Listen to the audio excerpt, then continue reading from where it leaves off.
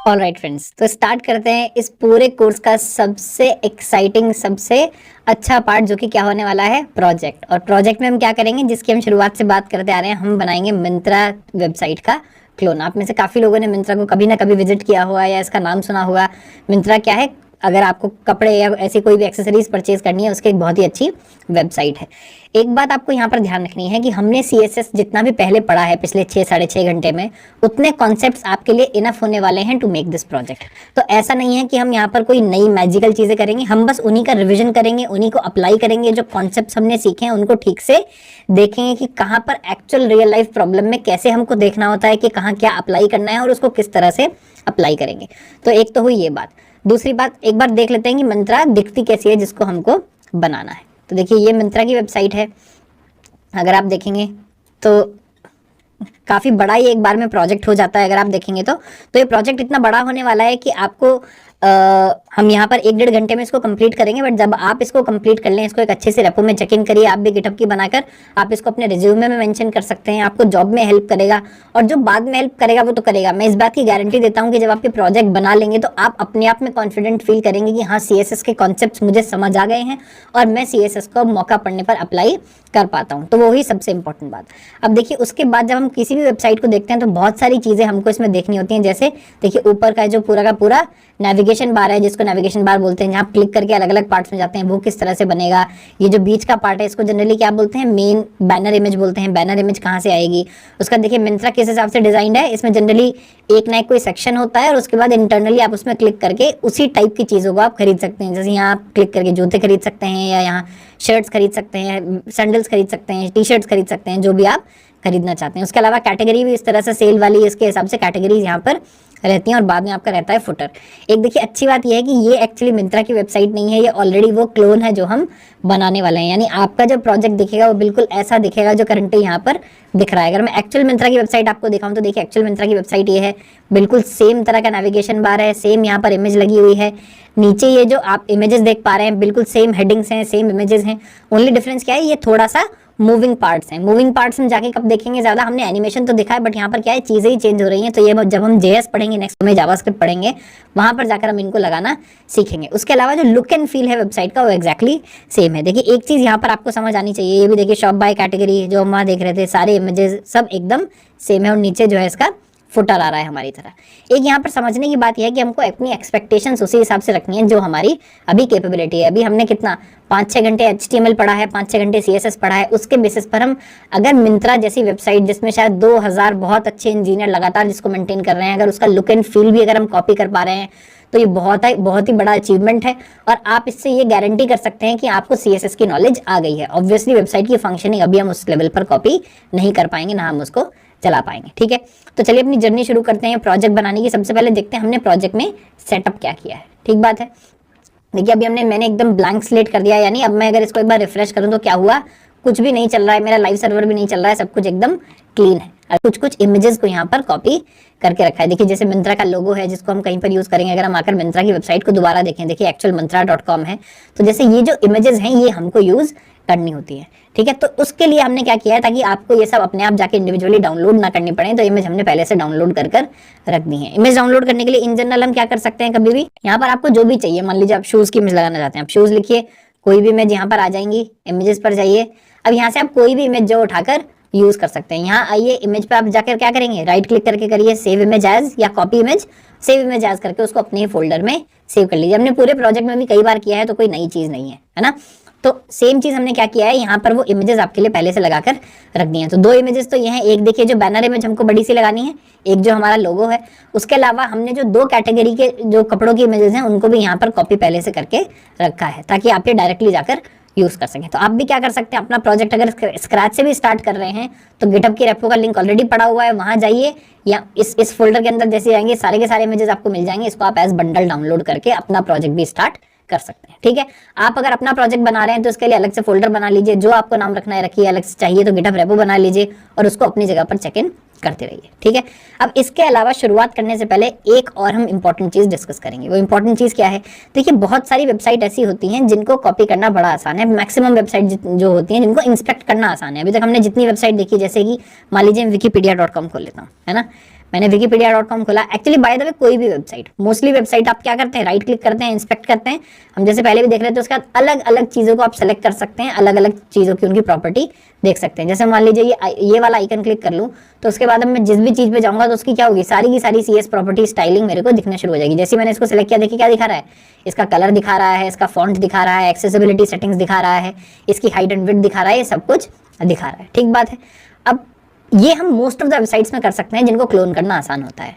मिंत्रा जैसी वेबसाइट्स को क्लोन करना मुश्किल क्यों है, क्योंकि इनके डेवलपर एक्टिव स्टेप्स लेते हैं कि आप इनकी चीजों को कॉपी ना कर पाए। तो वो उन्होंने क्या किया है, देखिए अगर मैं मिंत्रा की वेबसाइट पे आऊँ और अब मैं राइट क्लिक दबा रहा हूँ तो देखिए क्या हो रहा है, कुछ नहीं हो रहा है। यानी मिंत्रा ने क्या किया है, मिंत्रा ने अपने पेज पर राइट क्लिक डिसेबल किया हुआ है। आप भी जाकर एक बार अभी ट्राई करके देखिए क्या मिंत्रा की वेबसाइट पर आप कहीं भी जाकर राइट क्लिक कर पा रहे हैं।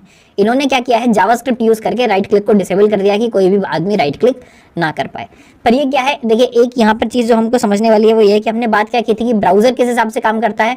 ब्राउजर आपके सर्वर पर जाता है, सारी की सारी फाइल्स को डाउनलोड करता है अपने पास, उनके बाद उनको रेंडर करके दिखाता है। तो जब कोड ऑलरेडी क्लाइंट पर आ चुका है, यानी मेरी मशीन पर आ चुका है, तो मिंत्रा कैसे कंट्रोल कर सकता है कि मेरे को इनका कोड, इमेजेस वगैरह दिखे या ना दिखे? नहीं कर सकता। बहुत बेसिक चेक्स ये लगा सकते हैं। तो इसका ऑल्टरनेट क्या है, ऑल्टरनेट ये है कि हम सीधे आए यहाँ ट्रिपल डॉट पे क्लिक करें। ये मैक है, विंडोज जो विंडोज में आएंगे वहां पर भी यहाँ ट्रिपल डॉट ही होता है। उसके बाद आइए मोर टूल्स में, आइए डेवलपर टूल्स में, तो देखिए डेवलपर टूल्स फिल भी खुल पा रहे हैं। एक चीज जो इन्होंने और डिसेबल करी हुई है वो क्या है, मैं ये माउस पॉइंटर लेकर इंडिविजुअल चीजों का साइज हर बार नहीं देख सकता हूँ। अभी देखिए मैं यहाँ क्या कर पा रहा हूँ, इसका एक बार मैं साइज पूरा का पूरा देख पा रहा हूँ। तो जब मैं इसको ऐसे कर लूंगा, देखिए Myntra.com खुला हुआ है। अब जो आगे का मेरा काम है वो मोस्टली एज इट इज चलने वाला है। यानी मैं क्या कर सकता हूँ, मैं इस वेबसाइट को इंस्पेक्ट कर सकता हूँ, देख सकता हूँ, मेरे को जो करना है वो मैं यहाँ पर कर सकता हूँ। ये देखिए यहाँ पर एलिमेंट्स भी आ रहे हैं, इनको मैं ऐसे इंडिविजुअली चेक कर पा रहा हूँ और स्टाइल्स मुझे यहाँ पर दिख रहे हैं। ठीक है, तो एक बस ये कॉम्प्लिकेशन आप समझ जाइएगा कि आप यहाँ डायरेक्टली इमेजेस पर राइट क्लिक करके सेव एज नहीं कर पाएंगे अगर आप मिंत्रा देख रहे हैं तो, या डायरेक्टली राइट क्लिक कर इंस्पेक्ट नहीं कर पाएंगे। इसलिए हमने सारी की सारी इमेजेस पहले से निकाल के अपने गिटहब में चेक इन कर दी है ताकि आप इनको यूज कर पाए। ठीक बात है। अब चलिए शुरू करते हैं कि हम एक्चुअली प्रोजेक्ट देखना कैसे स्टार्ट करेंगे, प्रोजेक्ट करना कैसे स्टार्ट करेंगे।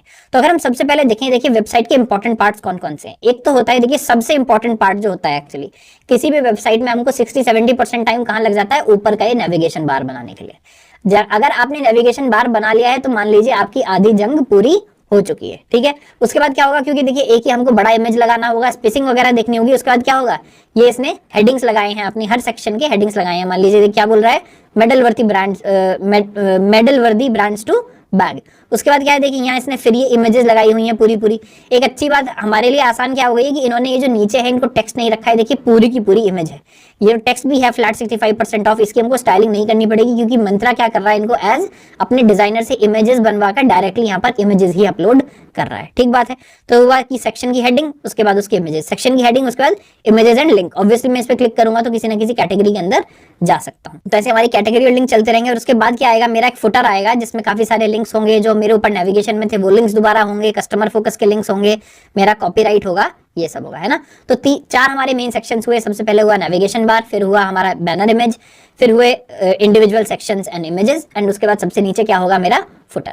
देखिए इसमें काफी सारी चीजें हैं जो आप देख सकते हैं। एक बार अगर मैं ये हटा दूं तो देखिए क्या हो रहा है, मैं जैसे ही किसी पर भी आता हूं तो क्या हो रहा है, नीचे एक बड़ा बैनर खुल रहा है। तो देखिए बैनर तो अभी हम नहीं खोल पाएंगे, पर इसके नीचे जो स्टाइलिंग हो रही है, अब देखिए मैं जब भी किड सेलेक्ट करता हूं तो नीचे ऑरेंज हो रहा है, होम सेलेक्ट कर रहा हूं तो नीचे येलो हो रहा है, ब्यूटी सेलेक्ट करता हूं तो नीचे ग्रीन हो रहा है।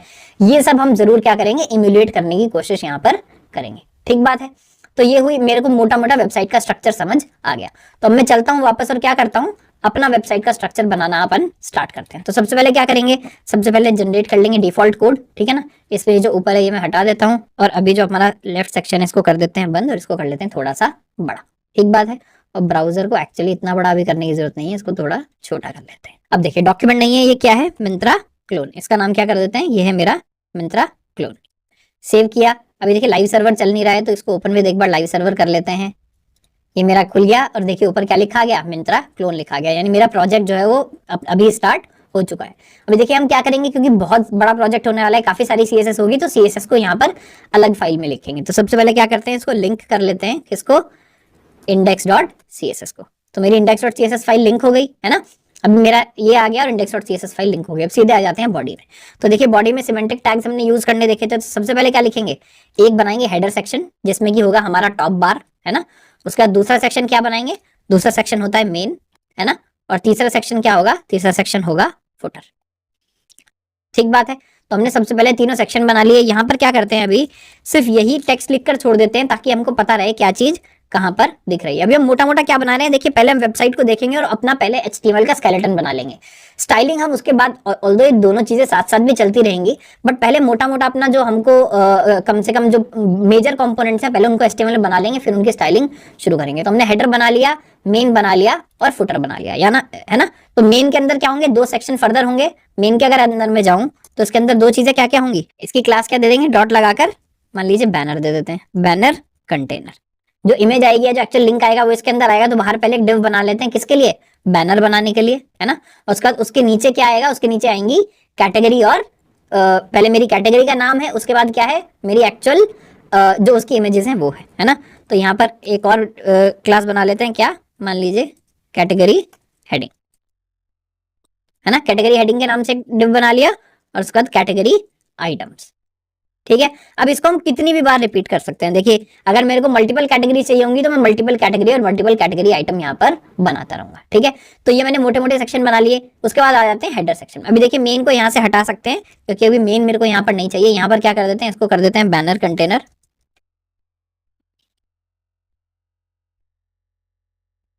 इसको कर देते हैं कैटेगरी हेडिंग,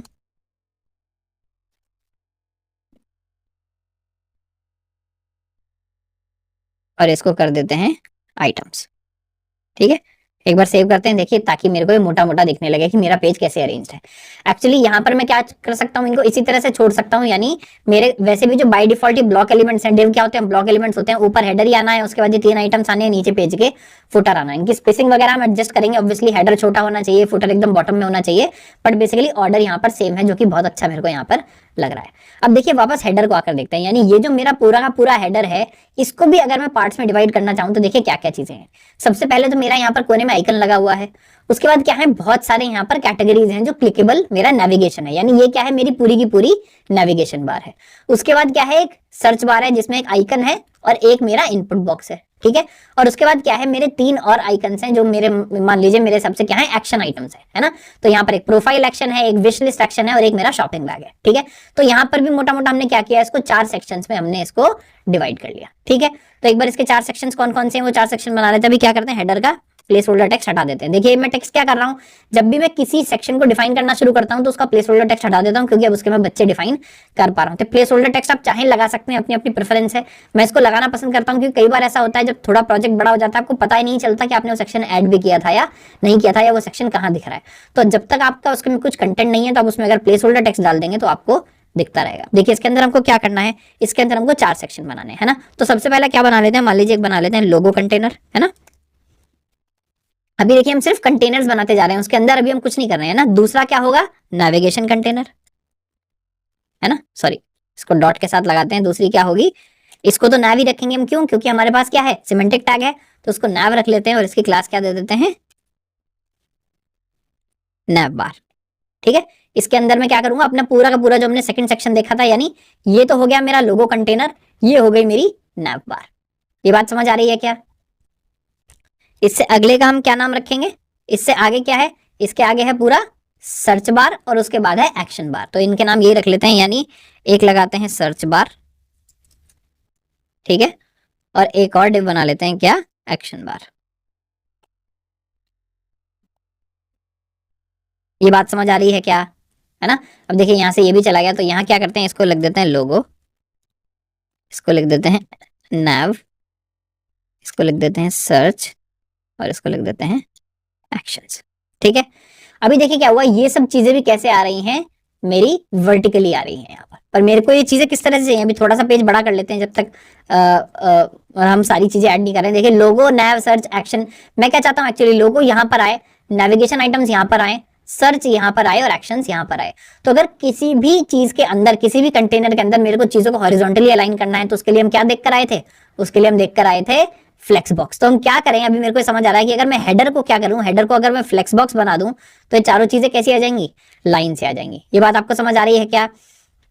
ठीक है। तो अब हम क्या करते हैं, अब चलते हैं अपने CSS में और क्या करते हैं, हेडर पे लगाते हैं एक अपना एलिमेंट सेलेक्टर और इसको क्या कर देते हैं, मान लीजिए डिस्प्ले फ्लेक्स।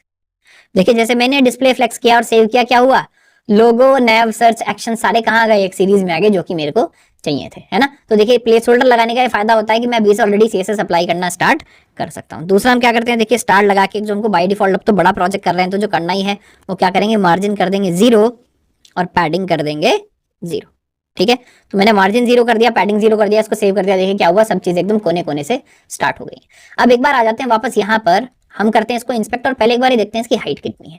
देखिए मैं जैसे ही इसको कर रहा हूं तो इसकी देखिए विड्थ तो इसने ली हुई है, पूरा का पूरा पेज जितना भी आप पेज करोगे उतनी विड्थ है, पर इसकी हाइट कितनी है, देखिए 1411 इंटू 80 है यहाँ पर दिखा रहा है। आप इधर भी आकर इसको देख सकते हैं जहां बॉक्स बना हुआ है। अच्छा बॉक्स आपको नहीं दिख रहा होगा, पर हम इसको क्या करते हैं, ऊपर भी हमको दिख जाएगी इसकी हाइट कितनी है। मैं एक बार देखिए अपने आप बीच से हट जाता हूं ताकि आपको दिख सके। अगर आप इस आइकन को क्लिक करिए, इसको हम थोड़ा बड़ा कर लेते हैं पेज को, तो देखिए जब मैं इसको सेलेक्ट करता हूं और उसके बाद यहाँ पर किसी भी चीज में आऊंगा तो उसको मेरी हाइट दिख रही है। तो बार की मेरी हाइट क्या है, 80 है, और बैकग्राउंड कलर क्या है, इसने व्हाइट ही रखा है ना। तो हाइट है मेरी 80 और बैकग्राउंड कलर है व्हाइट। तो ये आकर हम यहाँ जो हेडर है मेरा, इसमें ऐड कर सकते हैं क्या, कि मेरा बैकग्राउंड कलर क्या होगा। वैसे तो बाय डिफॉल्ट भी व्हाइट ही होता है, पर फिर भी डिफाइन कर देना अच्छा है। कैसे, F F F F F F, ये क्या हुआ, मेरा हेक्स कोड हुआ इसका। और इसकी हाइट क्या डिफाइन कर देते हैं, 80 पिक्सल्स। ठीक है, ये मैंने सेव कर दिया। तो देखिए क्या हुआ, इसकी हाइट 80 पिक्सल्स हो गई। अभी बहुत बड़ा क्यों दिख रहा है, क्योंकि हमने इसको काफी जूम किया हुआ है। अगर मैं इसको 100% पे देखूंगा तो देखिए सिर्फ ये इतना बड़ा दिख रहा है ना। तो इतना बड़ा दिख रहा है, मेरी हाइट इसकी हो गई 80 पिक्सल्स, यानी यहाँ से यहाँ तक। और मेरा जो बैकग्राउंड कलर है वो क्या हो गया, एफ एफ एफ एफ हो गया।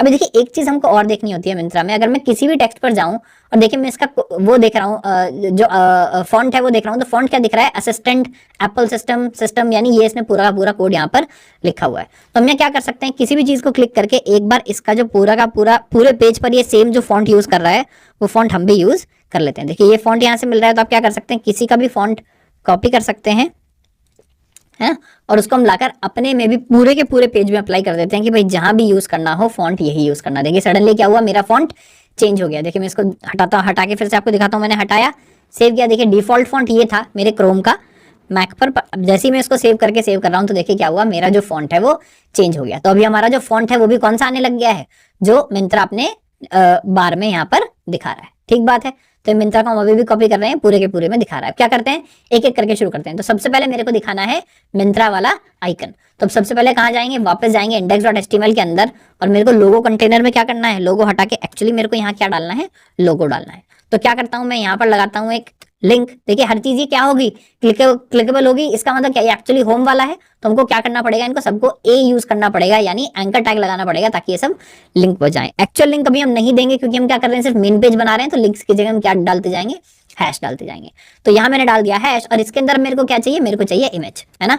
तो इसका बैकग्राउंड इमेज भी हम सेट कर सकते हैं, या डायरेक्ट इमेज टैग भी हम यूज कर सकते हैं। तो मैं क्या करता हूँ, डायरेक्ट इमेज टैग यूज कर लेता हूँ। सोर्स क्या देंगे, मिंत्रा का लोगो। तो देखिए कहाँ है वो पड़ा है इमेजेस फोल्डर के अंदर, कहां पर, मिंत्रा लोगो डॉट वेब।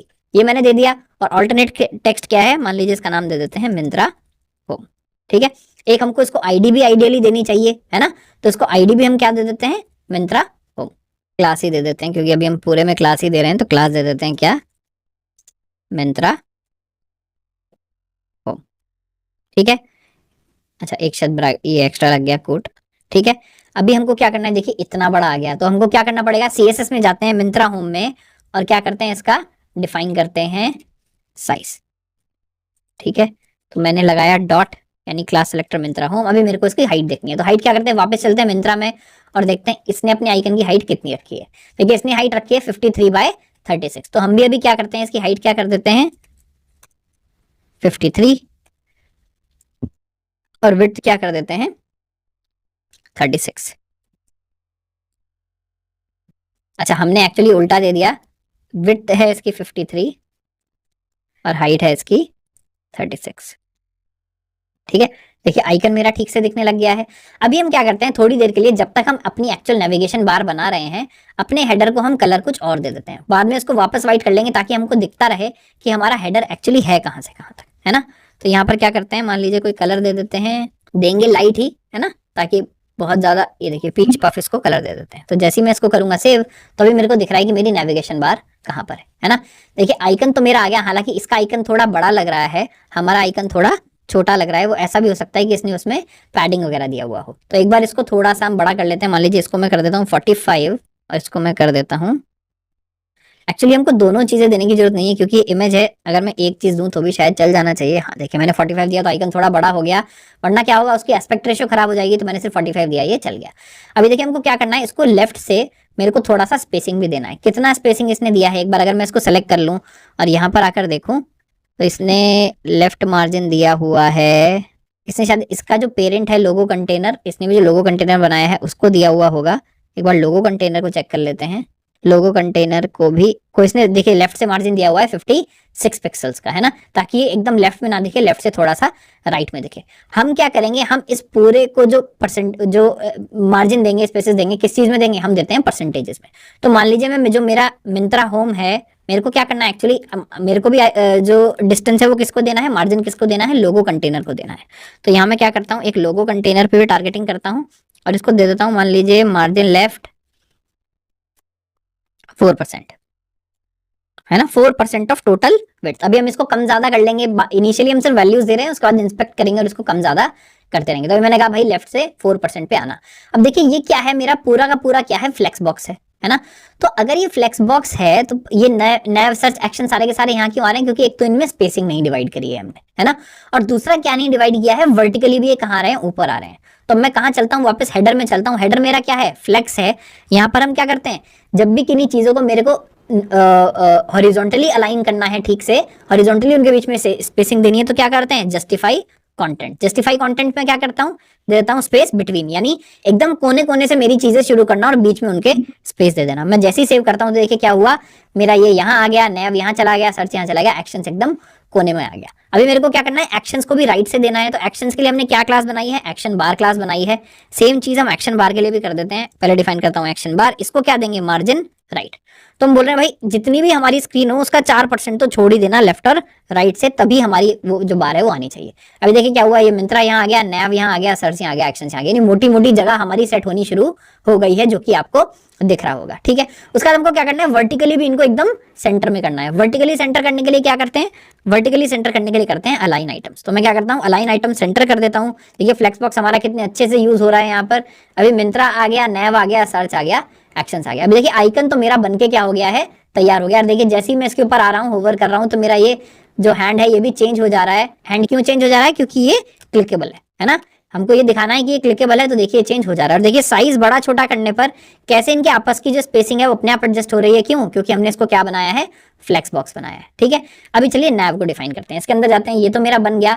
नैव के अंदर मेरे को क्या क्या चाहिए, main, women, kids, home living, beauty and studio. ठीक है, तो ये सब मेरे को आइटम्स चाहिए। तो पहले HTML में जाकर नैव का नाम हम हटा देते हैं और इसके अंदर क्या डिफाइन करना शुरू करते हैं, आइटम्स। ठीक है, तो ये इनको भी क्या बनाएंगे, एंकर टैग्स बनाएंगे, क्योंकि ये सब क्या है, सब क्लिकेबल हैं।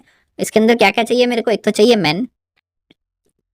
पहले देख लेते हैं कितने आइटम्स हैं, 1 2 3 4 5 6, 6 आइटम्स हैं। Main, women, kids, home and living, है ना, मेन, वुमेन,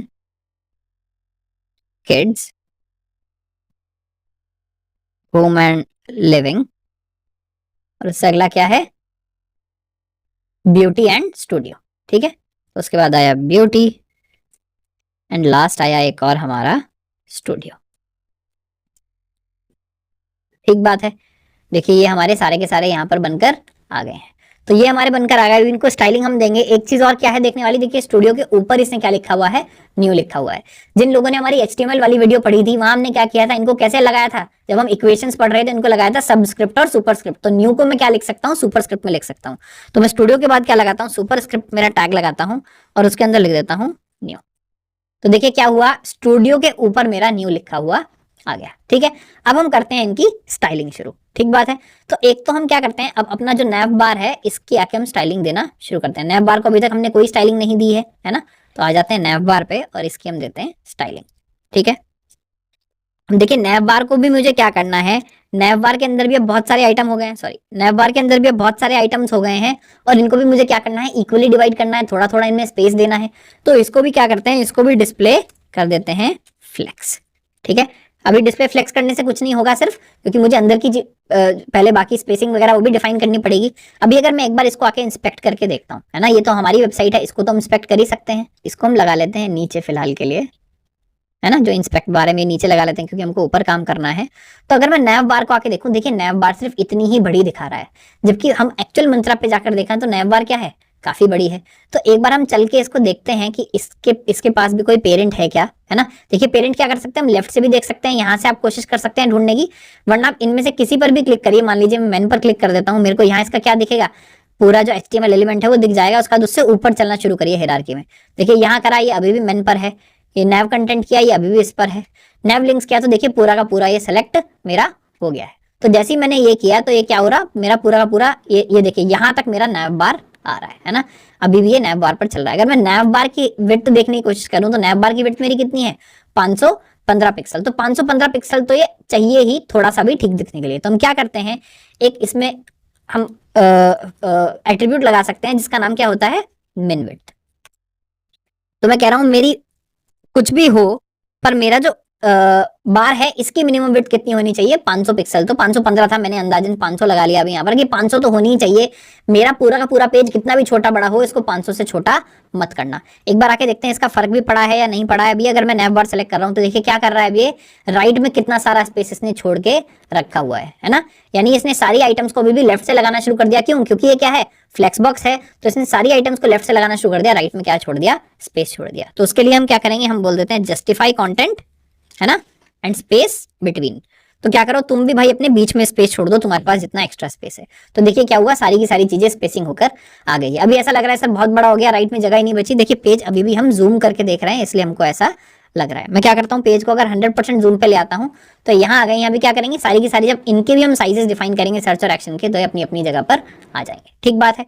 तो ये मेरा काम हो गया, थोड़ा सा ठीक दिख रहा है। पर ये क्या है, देखिए लिंक्स दिख रहे हैं, इनका जो मेरा लुक है वो यहाँ पर काफी अच्छा है, यहाँ पर काफी बेसिक लुक है। तो एक बार देखते हैं इन्होंने अपने लुक के लिए इसमें क्या किया हुआ है, कौन सा फॉन्ट यूज किया है, क्या कलर यूज किया है, क्या टेक्स्ट साइज यूज किया है।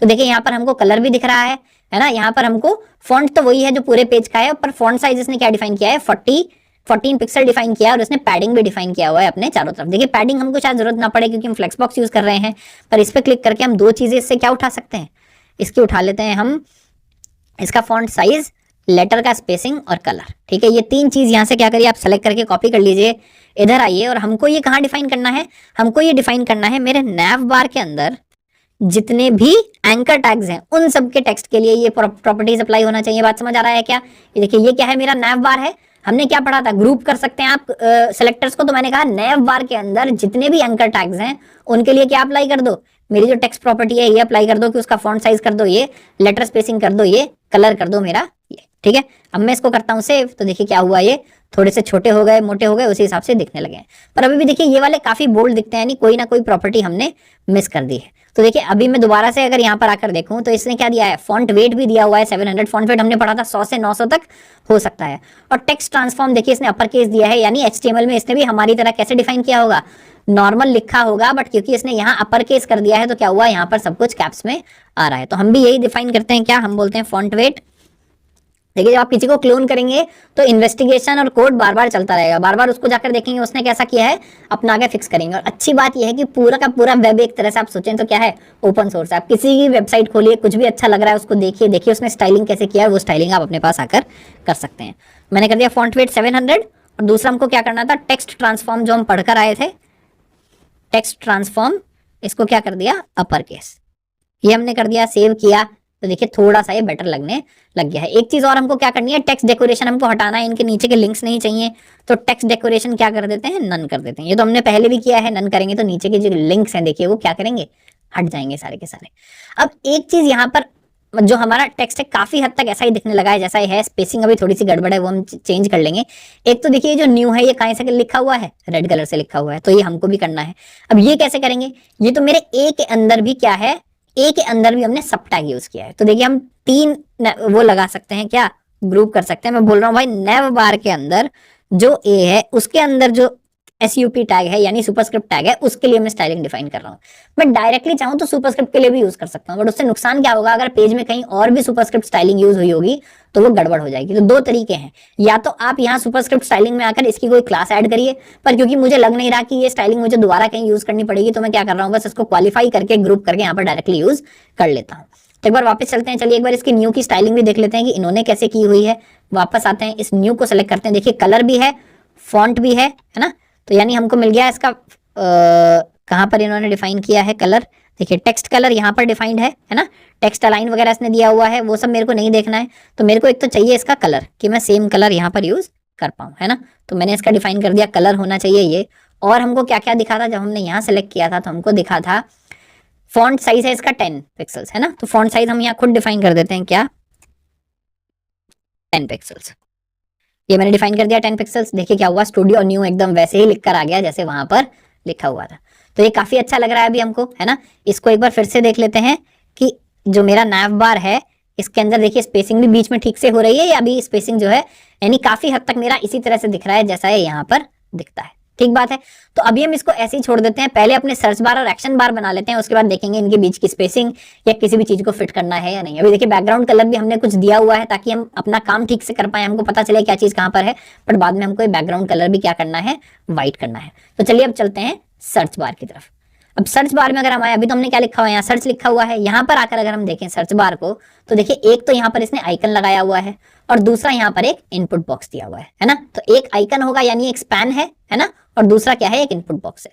तो आइकन के लिए हमने क्या देखा था, आइकन के लिए हम कहाँ जा सकते हैं, हम चलते हैं सबसे पहले गूगल फॉन्ट पे, जो हमने पहले भी यूज किया था फॉन्ट सेक्शन में। गूगल फॉन्ट पर चलते हैं, वहां क्या मिल जाएंगे हमको, वहां मिल जाएंगे हमको आइकन्स। आइकन में जाकर ढूंढ, देखिए सबसे पहला आइकन क्या आ रहा है, सबसे पहला आइकन ही सर्च आ रहा है। सर्च ही तो हमको चाहिए, है ना। एक बार देखते हैं और भी इसके पास सर्च के आइकन्स हैं क्या, जो थोड़े ज्यादा वैसे लगते हो, जैसे मिंत्रा के पास है। मिंत्रा के पास कैसा सर्च आइकन है, देखिए बड़ा सा गोला है, उसके बाद छोटा सा डंडा है। यहाँ पर क्या है, डंडा थोड़ा सा बड़ा है। अगर हमको कोई सिमिलर आइकन दिख रहा है तो ठीक है, वरना इसको भी यूज करेंगे तो कोई बहुत बड़ी प्रॉब्लम नहीं है। देखिए और कोई इसके पास इस तरह का आइकन नहीं है, तो क्या करते हैं, इसी को यूज कर लेते हैं। इसको यूज करने के लिए देखिए क्या करना है, इस पेज को मैं बड़ा करके आपको दिखाता हूँ, है ना। तो इसको किसी भी आइकन पर क्लिक करेंगे, देखिए ये तो आ गई पूरी की पूरी। ये बोला है स्टाइल शीट, ये आपको अपने पेज में ऐड करनी पड़ेगी। तो सबसे पहले करते हैं इसको कॉपी, वापस चलते हैं अपने कोड की तरफ और यहाँ आकर क्या करेंगे, HTML में ऊपर हेडर सेक्शन में स्टाइल शीट को कॉपी कर देंगे। ठीक है, तो क्या हुआ, ये उसकी अपनी CSS है जो बोल रहा है भाई ये CSS आप एक बार पेज में ऐड कर लें, उसका मेरे कितने भी आइकन्स आप यूज कर सकते हैं। ये हम पहले भी करके आए हैं आइकन वाले सेक्शन में, तो बहुत कोई नई बात नहीं है हमारे लिए। हमने पूरी की पूरी क्या करी, यहाँ पर स्टाइल शीट ये कॉपी कर दी। देखिए इससे अभी कुछ नहीं होगा, ये है मेरा पहला स्टेप। उसके बाद अब हम क्या कर सकते हैं, हमको जो भी आइकन चाहिए उसके लिए इंसर्टिंग द आइकन हमको क्या करना है, बस ये कॉपी करिए स्पैन और कहीं पर भी इसको जाकर रख दीजिए। तो मान लीजिए मैंने स्पैन कॉपी किया है, इसको मैं लाकर कहाँ रख दूंगा, सर्च बार के अंदर रख दूंगा। ये मेरा सर्च का डिव है, मैं इसका जो प्लेस होल्डर टेक्स्ट है उसको हटा दिया, यहाँ पर लाकर क्या लिख दिया, ये लिख दिया। इसको क्या करते हैं, सेम लाइन में ही कर देते हैं। तो मैंने मान लीजिए यहाँ पर लगा दिया ये स्पैन। एक बार अब अगर मैं इसको देखूं सेव करके, तो देखिए क्या हुआ, यहाँ पर ये मेरा आइकन जो है वो बहुत ही सुंदर सा यहाँ पर दिख रहा है। ठीक बात है, क्या है। दूसरा हमको क्या करना है, दूसरा हमको यहाँ पर एक इनपुट डिफाइन करना है। देखिए एक बार चल के देख लेते हैं, इसने एज इनपुट ही इसको डिफाइन किया है। देखिए हाँ, इनपुट ही डिफाइन किया है। इसका इसने बैकग्राउंड कलर भी कुछ दिया है और पैडिंग भी कुछ कुछ दी हुई है। तो हम यहाँ से क्या करते हैं, इसकी जो मेन स्टाइलिंग है इसको हम कॉपी भी कर सकते हैं बाद में। अभी हम क्या करते हैं, सिर्फ बैकग्राउंड कलर इसका उठा लेते हैं। ठीक है, इसने कलर भी डिफाइन किया है, यानी टेक्स्ट का कलर भी डिफाइन किया है और बैकग्राउंड कलर भी डिफाइन किया है। तो ये दोनों हम कॉपी कर लेंगे बाद में। पहले हम क्या करते हैं, उस इनपुट को डिफाइन करते हैं। तो मैं डिफाइन करता हूँ एक इनपुट टैग। ठीक है, टेक्स्ट हमको नहीं देना है, हमको यहाँ क्या देना है, प्लेस होल्डर देना है। प्लेस होल्डर टेक्स्ट इसने लिखा हुआ था, क्या लिखा हुआ है place holder text, search for products brand. अच्छा क्या होगा कि हम इसको कॉपी कर लें। देखिए यहाँ इसने भी कहीं ना कहीं लिखा हुआ होगा, यहाँ पर है ये, इसको हम क्या कर लेते हैं, उठाकर कॉपी कर लेते हैं। यहाँ पर आते हैं, प्लेस होल्डर टेक्स्ट अपना डाल देते हैं। देखिए सेव करेंगे जैसे, तो क्या हुआ, मेरा इनपुट बॉक्स बनकर आ गया। अभी आ रहा ऑब्वियसली स्पेसिंग वगैरह सब ठीक नहीं है, बट वो हम ठीक कर लेंगे। तो इसके लिए क्या देते हैं, इसको क्लास दे देते हैं, क्या, सर्च बार। ठीक है, सर्च बार क्लास मैंने इसको दे दी। सर्च बार को कर लेते हैं कॉपी, इसको कर देते हैं सेव और यहाँ आ जाते हैं। अब हमको क्या, थोड़ा सा स्पेस छोड़ देते हैं, नेविगेशन वाला हमारा काम हो गया है। अब हमको किस पे लगाना है, सर्च बार पर लगाना है। और किस पे लगाना है, इससे पहले हमने क्या ऐड किया है। अब देखिए ये जो क्लासेस हैं जो सर्च आइकन में इसकी बाय डिफॉल्ट है, ये तो मैं चेंज नहीं कर सकता। मैं इसमें अपनी क्लास ऐड जरूर कर सकता हूँ। तो मैं क्या करता हूँ, एक अपनी क्लास भी ऐड कर देता हूँ, ताकि मैं इसका भी टेक्स्ट साइज, थोड़ा बहुत कलर वलर ये सब चेंज कर पाऊँ। तो मैंने यहाँ एक अपनी भी क्लास ऐड कर दी, है ना। और इसको मैं क्या करता हूँ, यहाँ पर सर्च आइकन को यहाँ पर ले जाता हूँ। मैंने क्या दोनों को ही सर्च बार दे दिया गया, जो कंटेनर है उसको भी और जो अंदर सर्च है उसको भी। हाँ देखिए मैंने इसको भी सर्च बार लिख दिया है, इसको भी सर्च बार लिख दिया है। तो उसको मान लीजिए कर देते हैं सर्च इनपुट। ठीक है, क्योंकि मैं चाहता हूँ कंटेनर की मेरी जो CSS होगी वो अलग होगी और अंदर इनपुट की CSS अलग होगी। तो ये मेरा हो गया सर्च बार, ये हो गया सर्च आइकन और ये हो गया सर्च इनपुट। अब मैं क्या कर सकता हूँ, इनकी तीनों की अपनी अपनी CSS जो है वो मैं डिफाइन करना स्टार्ट कर सकता हूँ। ठीक है, तो वापस चलते हैं, एक बार देखते हैं इसमें यहाँ पर कोई साइज दिखाया हुआ है क्या, है ना। तो सबसे पहले यहाँ पर आकर देखते हैं साइज। अच्छा, हम पहले इसका बैकग्राउंड कलर कॉपी करने वाले थे, वो हम लेकर आ रहे थे, तो इसका सबसे पहले दे देते हैं बैकग्राउंड हमारी सर्च को, है ना। तो वो कहाँ देना है हमको, सर्च इनपुट को देना है, तो उसको दे देते हैं बैकग्राउंड कलर ये। और इसका एक कलर भी उसने डिफाइन किया हुआ है जो टेक्स्ट का कलर आने वाला है, तो टेक्स्ट का कलर जो कॉपी कर लेते हैं, टेक्स्ट का कलर दे देते हैं ये। टेक्स्ट कलर कैसे डिफाइन करते हैं, सिर्फ कलर से, तो लिख देते हैं कलर एंड इसको सेव करते हैं। तो देखिए क्या हुआ, इसके भी अंदर का जो कलर है वो थोड़ा सा क्या हो गया है, चेंज हो गया है। उसके बाद आके इसकी थोड़ी सी साइजिंग भी देख लेते हैं। अभी देखिए यहाँ पर क्या है, इसने इसमें डिफाइन किया है 401 यानी 401 इंटू 40, यानी इसकी हाइट कितनी है 40 है और विड्थ कितनी है 401 है। हम क्या करेंगे, हम ये चाहते हैं कि सर्च बार छोटी बड़ी होती रहे, तो इसका हम विड्थ जो है वो भी डिफाइन नहीं करते हैं, है ना। हम क्या करते हैं, पेरेंट की विड्थ डिफाइन कर देते हैं। यानी अगर मैं आकर इस पर क्लिक करूं और देखूं ये रखी कहां पर है, देखिए पूरी डेस्कटॉप क्वेरी में रखी हुई है और इसका साइज क्या है 400 इंटू 40। ये बात समझ आ रही है क्या, ये 40 कैसे हो गया, अभी तक तो ये पूरा 80 दिखाता था। अच्छा, साइज 40 है, उसने उसके बाद क्या किया है 20-20 की पैडिंग ऐड कर दी है ना। अगर मैं इस पे आकर क्लिक करूं और डेस्कटॉप एक्शंस पे नहीं, इस पे आकर देखूं, तो देखिए इसने क्या किया है, इसकी जो मेरी हाइट है वो क्या है 40 है और विड्थ कितनी है, इसकी भी 517 विड्थ है। तो इसमें हम क्या करते हैं, हाइट डिफाइन कर देते हैं सर्च बार में 40 पिक्सल्स, और यहाँ भी क्या करेंगे मिनिमम विड्थ डिफाइन कर देंगे इसकी। देखिए हमको 500 डिफाइन करने की जरूरत नहीं है, बट फिर भी हम इसकी विड्थ कितनी डिफाइन कर देते हैं, 400 मान लीजिए डिफाइन कर देते हैं कि मेरे को भाई 400 पिक्सल चाहिए। हम जब बाद में पेज में चेंजेस लाएंगे तो हो सकता है हम मिनिमम विड्थ हटाना शुरू कर दें, ठीक है। तो उसमें आप टेंशन मत लीजिएगा, अभी के लिए हम चाह रहे हैं कि हमारी स्पेसिंग थोड़ी सी ठीक हो जाए। तो ये मैंने कर दिया, बट देखिए सर्च बार तो मेरा बड़ा नहीं हुआ। क्यों बड़ा नहीं हुआ, अपने पेज में आकर देखते हैं। देखिए सर्च बार ने पूरा स्पेस तो ले लिया है, बट ये उसको ले नहीं रहा है ना। तो इसको भी हम क्या करते हैं, सर्च बार को भी क्या डिफाइन कर देते हैं, डिस्प्ले फ्लेक्स, ठीक है। डिस्प्ले फ्लेक्स किया तो देखिए क्या हुआ, इसने पूरा सा स्पेसिंग ले लिया है, लेफ्ट में आ गया, ये राइट में आ गया। तो मेरा डिस्प्ले तो फ्लेक्स हो गया, बट अभी भी ये ग्रो नहीं कर रहा है। तो मैं क्या चाहता हूँ, आइकन के अलावा जितना भी स्पेस हो वो क्या ले ले, पूरी की पूरी बार ले ले, और जब भी छोटा हो तो आइकन तो उससे छोटा नहीं हो सकता, तो ये छोटा ना हो, सिर्फ ये छोटा बड़ा होता रहे। तो इसकी मिनिमम तो मेरे को नहीं देनी है, तो मैं क्या करता हूँ, देखिए उसके लिए हमने क्या देखा था, फ्लेक्स ग्रो। तो फ्लेक्स आइकन में क्या देते हैं, देखिए बाय डिफॉल्ट तो ग्रो होता नहीं है ना, तो इसको दे देते हैं फ्लेक्स ग्रो इनपुट को 1। जैसे ही मैंने फ्लेक्स ग्रो 1 दिया, देखिए क्या हुआ, मेरी की पूरी सर्च बार बड़ी हो गई। यानी अब ये बोल रहा है कि मेरे पेरेंट का, मेरे सर्च बार का जितना भी स्पेस खाली होगा वो पूरा का पूरा क्या करूंगा, मैं खा जाऊंगा, अदर देन जो भी मेरे इस आइकन ने लिया हुआ है, ठीक है। तो थोड़ा सा बेटर हो गया ये पहले से। वापस चलते हैं, देखिए क्या है, सेंटर में अलाइंड है, एकदम बीच में आ रहे हैं, तो हम भी क्या करते हैं इसको, ये तो मेरा फ्लेक्स है ही, इसमें क्या करते हैं, इसको दे देते हैं align items centre. Align items क्या करेगा, क्रॉस एक्सिस पे इनको यानी बीच में इनको अलाइन कर देगा। अलाइन आइटम सेंटर करते क्या हुआ, देखिए चीजें कहाँ आ गई, बीच में आ गए, और इसने पूरा जो विड्थ था वो लेना बंद कर दिया। तो एक बार इसकी देखते हैं इसकी एक्चुअली हाइट कितनी है। तो वापस आते हैं, इसने अंदर हाइट कितनी ली हुई है, इसने भी हाइट कितनी ली हुई है, 40 ली हुई है ना, 512 इंटू 40। तो इसको भी हम क्या करते हैं, हाइट इसकी क्या डिफाइन कर देते हैं, सर्च इनपुट की 40 डिफाइन कर देते हैं, यानी 40 पिक्सल्स। जैसे मैंने ये डिफाइन किया, देखिए क्या हुआ, सर्च बार मेरा बड़ा हो गया है, अभी ठीक लग रहा है, ठीक है, पहले से ठीक लग रहा है। हम चलिए देखते हैं इसके आइकन की प्रॉपर्टीज क्या हैं। तो ये जो मेरा सर्च आइकन है, अगर मैं इस पर क्लिक करूं और यहाँ पर आऊं तो देखिए क्या है, ये एक स्पैन इसने भी बनाया हुआ है। इसने भी क्या यूज किया है, टेक्स्ट यूज किया है, किसके लिए, अपना आइकन दिखाने के लिए। तो मैं अगर इस स्पैन की प्रॉपर्टीज देखूं तो देखिए विड्थ और हाइट इसकी कितनी है, 21 पिक्सल है।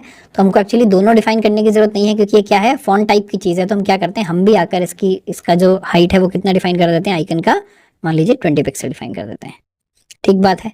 अब एक और चीज जो हम करना भूल गए क्या, कि हमको क्या करना है, देखिए पेज में क्या होता है, जब हम इतना बड़ा पेज बना रहे हैं ना, तो प्रॉब्लम ये आती है कि जब आप किसी भी चीज का बॉर्डर देंगे, पैडिंग देंगे, तो क्या होगा, चीज का साइज चेंज होता चला जाएगा। तो आप उसके लिए क्या करेंगे, कॉम्पनसेट करेंगे कि अच्छा इसका 2 पिक्सल का बॉर्डर है, तो मुझे इसका हाइट इतना कम करना है, साइज इतना कम करना है। स्पेशली जब हम दूसरे का साइज देखकर अपनी भी चीज इम्युलेट कर रहे हो, तो बेटर क्या रहेगा, हम क्या करें, बोले भाई पूरे पेज में बॉक्स साइजिंग क्या हो जाए, बॉक्स साइजिंग में पढ़ के रहे थे, तो हम क्या बोल रहे हैं, भाई कंटेंट बॉक्स तो डिफॉल्ट होता है, कंटेंट बॉक्स की जगह क्या हो जाए, बॉर्डर बॉक्स हो जाए। यानी पूरा का पूरा पेज किस हिसाब से चलना चाहिए, जो मैं हाइट और विड्थ डिफाइन कर दूं, वो हाइट और विड्थ उस चीज की फाइनल हो, उसके बाद उसकी पैडिंग है या बॉर्डर है वो सब क्या हो, उसके अंदर ही आए, उसके बाहर न जाए, ठीक बात है। आ जाते हैं वापस यहाँ पर। तो हम क्या कर रहे थे, हम अपना सर्च आइकन हमने 20 पिक्सल इसकी हाइट दे दी है, देखिए ये हाइट तो इसकी आ गई है। दूसरा अब हम क्या करते हैं, इसके बाद दे देते हैं इसको बॉर्डर। देखिए हमने इसकी हाइट दी है 20 पिक्सल, और ऊपर और नीचे टोटल हाइट कितनी है यहाँ पर 40 पिक्सल। तो हम क्या कर सकते हैं, इसको दे सकते हैं हम पैडिंग कितना, 10 पिक्सल। तो मैं मान लीजिए अगर इसको 10 पिक्सल की पैडिंग दे दूं और इसको सेव करूं तो देखिए क्या होगा। अब ये नीचे चला गया। क्यों नीचे चला गया? ये नीचे इसलिए चला गया क्योंकि अभी हम पूरे को क्या देकर आए हैं, बॉर्डर बॉक्स, कंटेंट बॉक्स देकर आए हैं। इसके लिए, सिर्फ इसके लिए हम क्या बोल देते हैं, क्योंकि हम इसको कॉम्पनसेट ऑलरेडी कर रहे हैं, पैडिंग इसलिए दे रहे हैं कि वो साइज पूरा फुलफिल कर ले। आइकन हमको बड़ा नहीं करना है, आइकन हमको छोटा चाहिए। तो यहाँ क्या करते हैं, इसका दे देते हैं कंटेंट बॉक्स साइज, क्या दे देते हैं, कंटेंट बॉक्स। तो ये जो 20 पिक्सल है ये तो हमने सिर्फ आइकन के लिए लिया है, पूरे के लिए नहीं लिया है। इसको मैं कर देता हूँ सेव। तो देखिए क्या हुआ, आइकन मेरा बीच में आ गया है और इधर आ गया है। तो मेरा हो गया, यानी कंटेंट बॉक्स मैंने डिफाइन कर दिया, इसकी हाइट मैंने डिफाइन कर दी, पैडिंग मैंने डिफाइन कर दी, बट कलर अभी भी सेम नहीं आ रहा है। तो मैं क्या करता हूँ, देखिए जो सर्च इनपुट में मैंने बैकग्राउंड कलर लिया है वही अगर बैकग्राउंड कलर मैं यहाँ पर भी डिफाइन कर दूं तो क्या होना चाहिए, आइडियली इसका भी बैकग्राउंड कलर देखिए वही हो गया।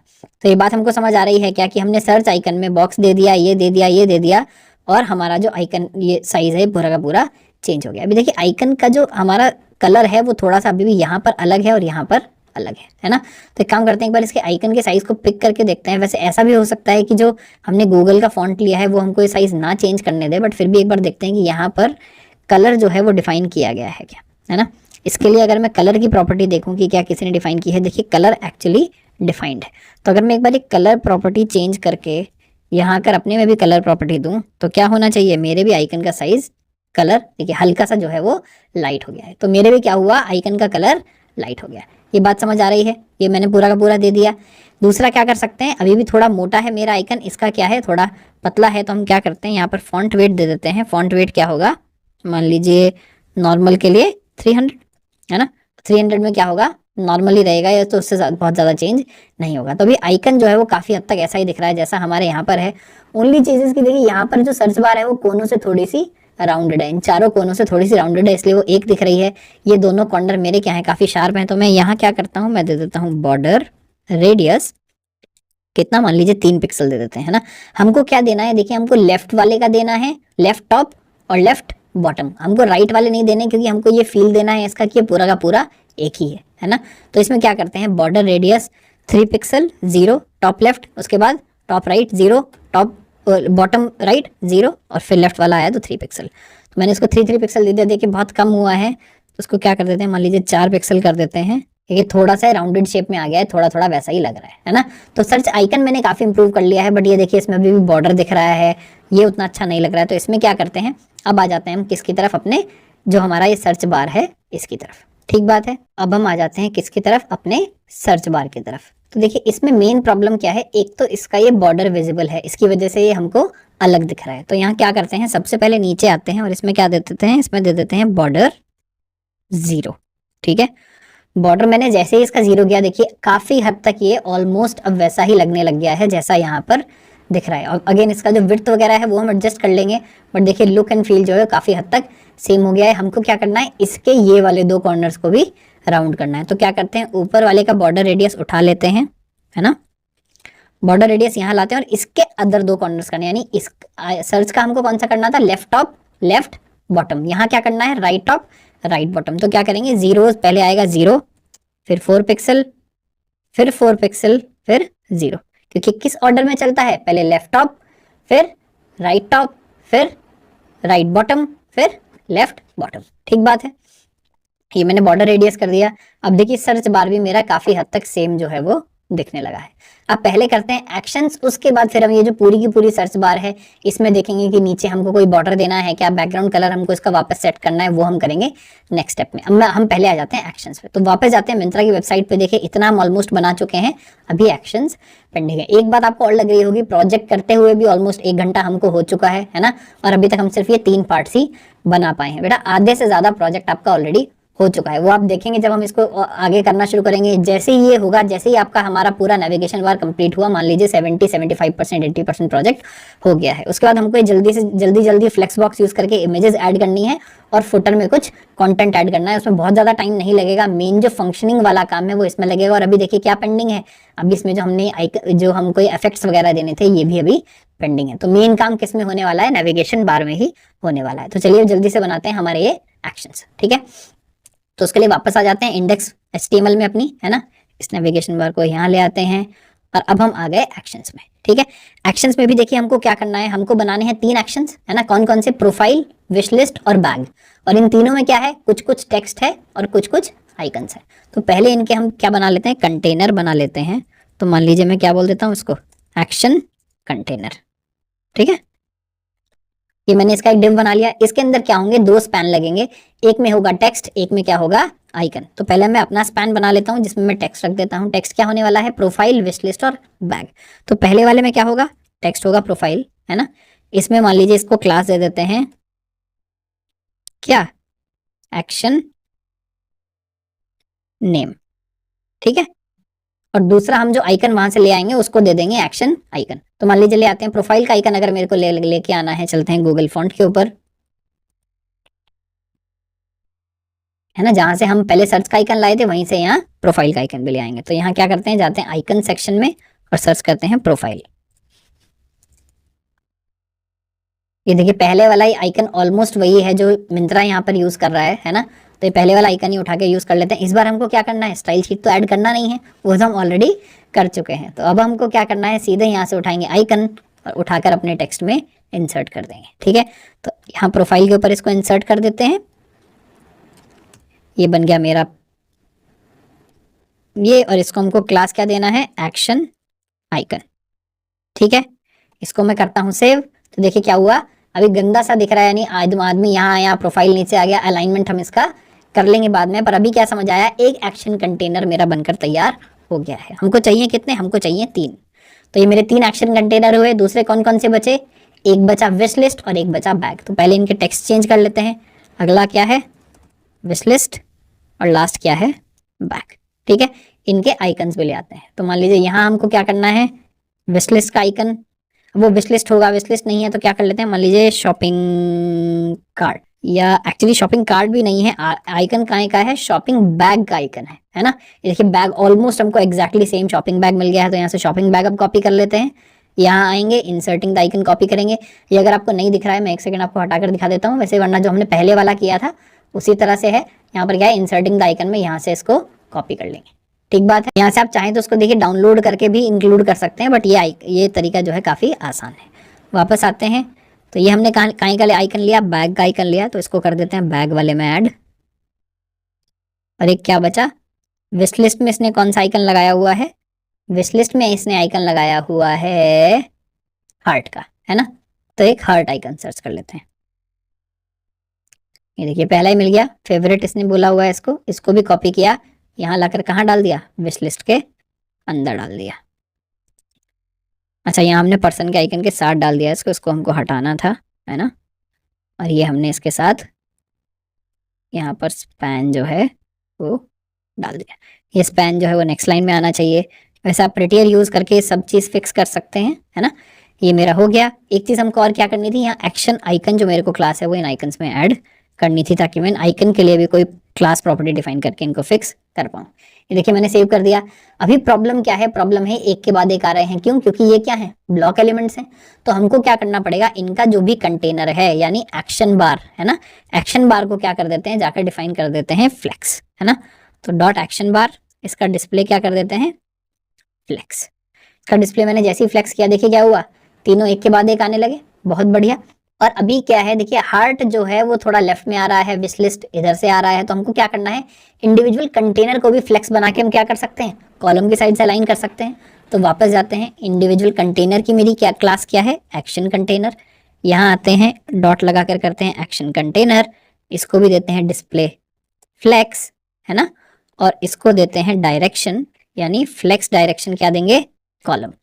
उससे क्या होगा, ये बीच में लग जाएंगे। फ्लेक्स डायरेक्शन मैंने दे दिया कॉलम, तो देखिए क्या हुआ, ये अभी ऐसे तो लग गया। अगर मैं फ्लेक्स डायरेक्शन कॉलम ना देता तो देखिए क्या होता, ये हैं तो ब्लॉक आइटम्स एक के बाद एक आने लगते हैं।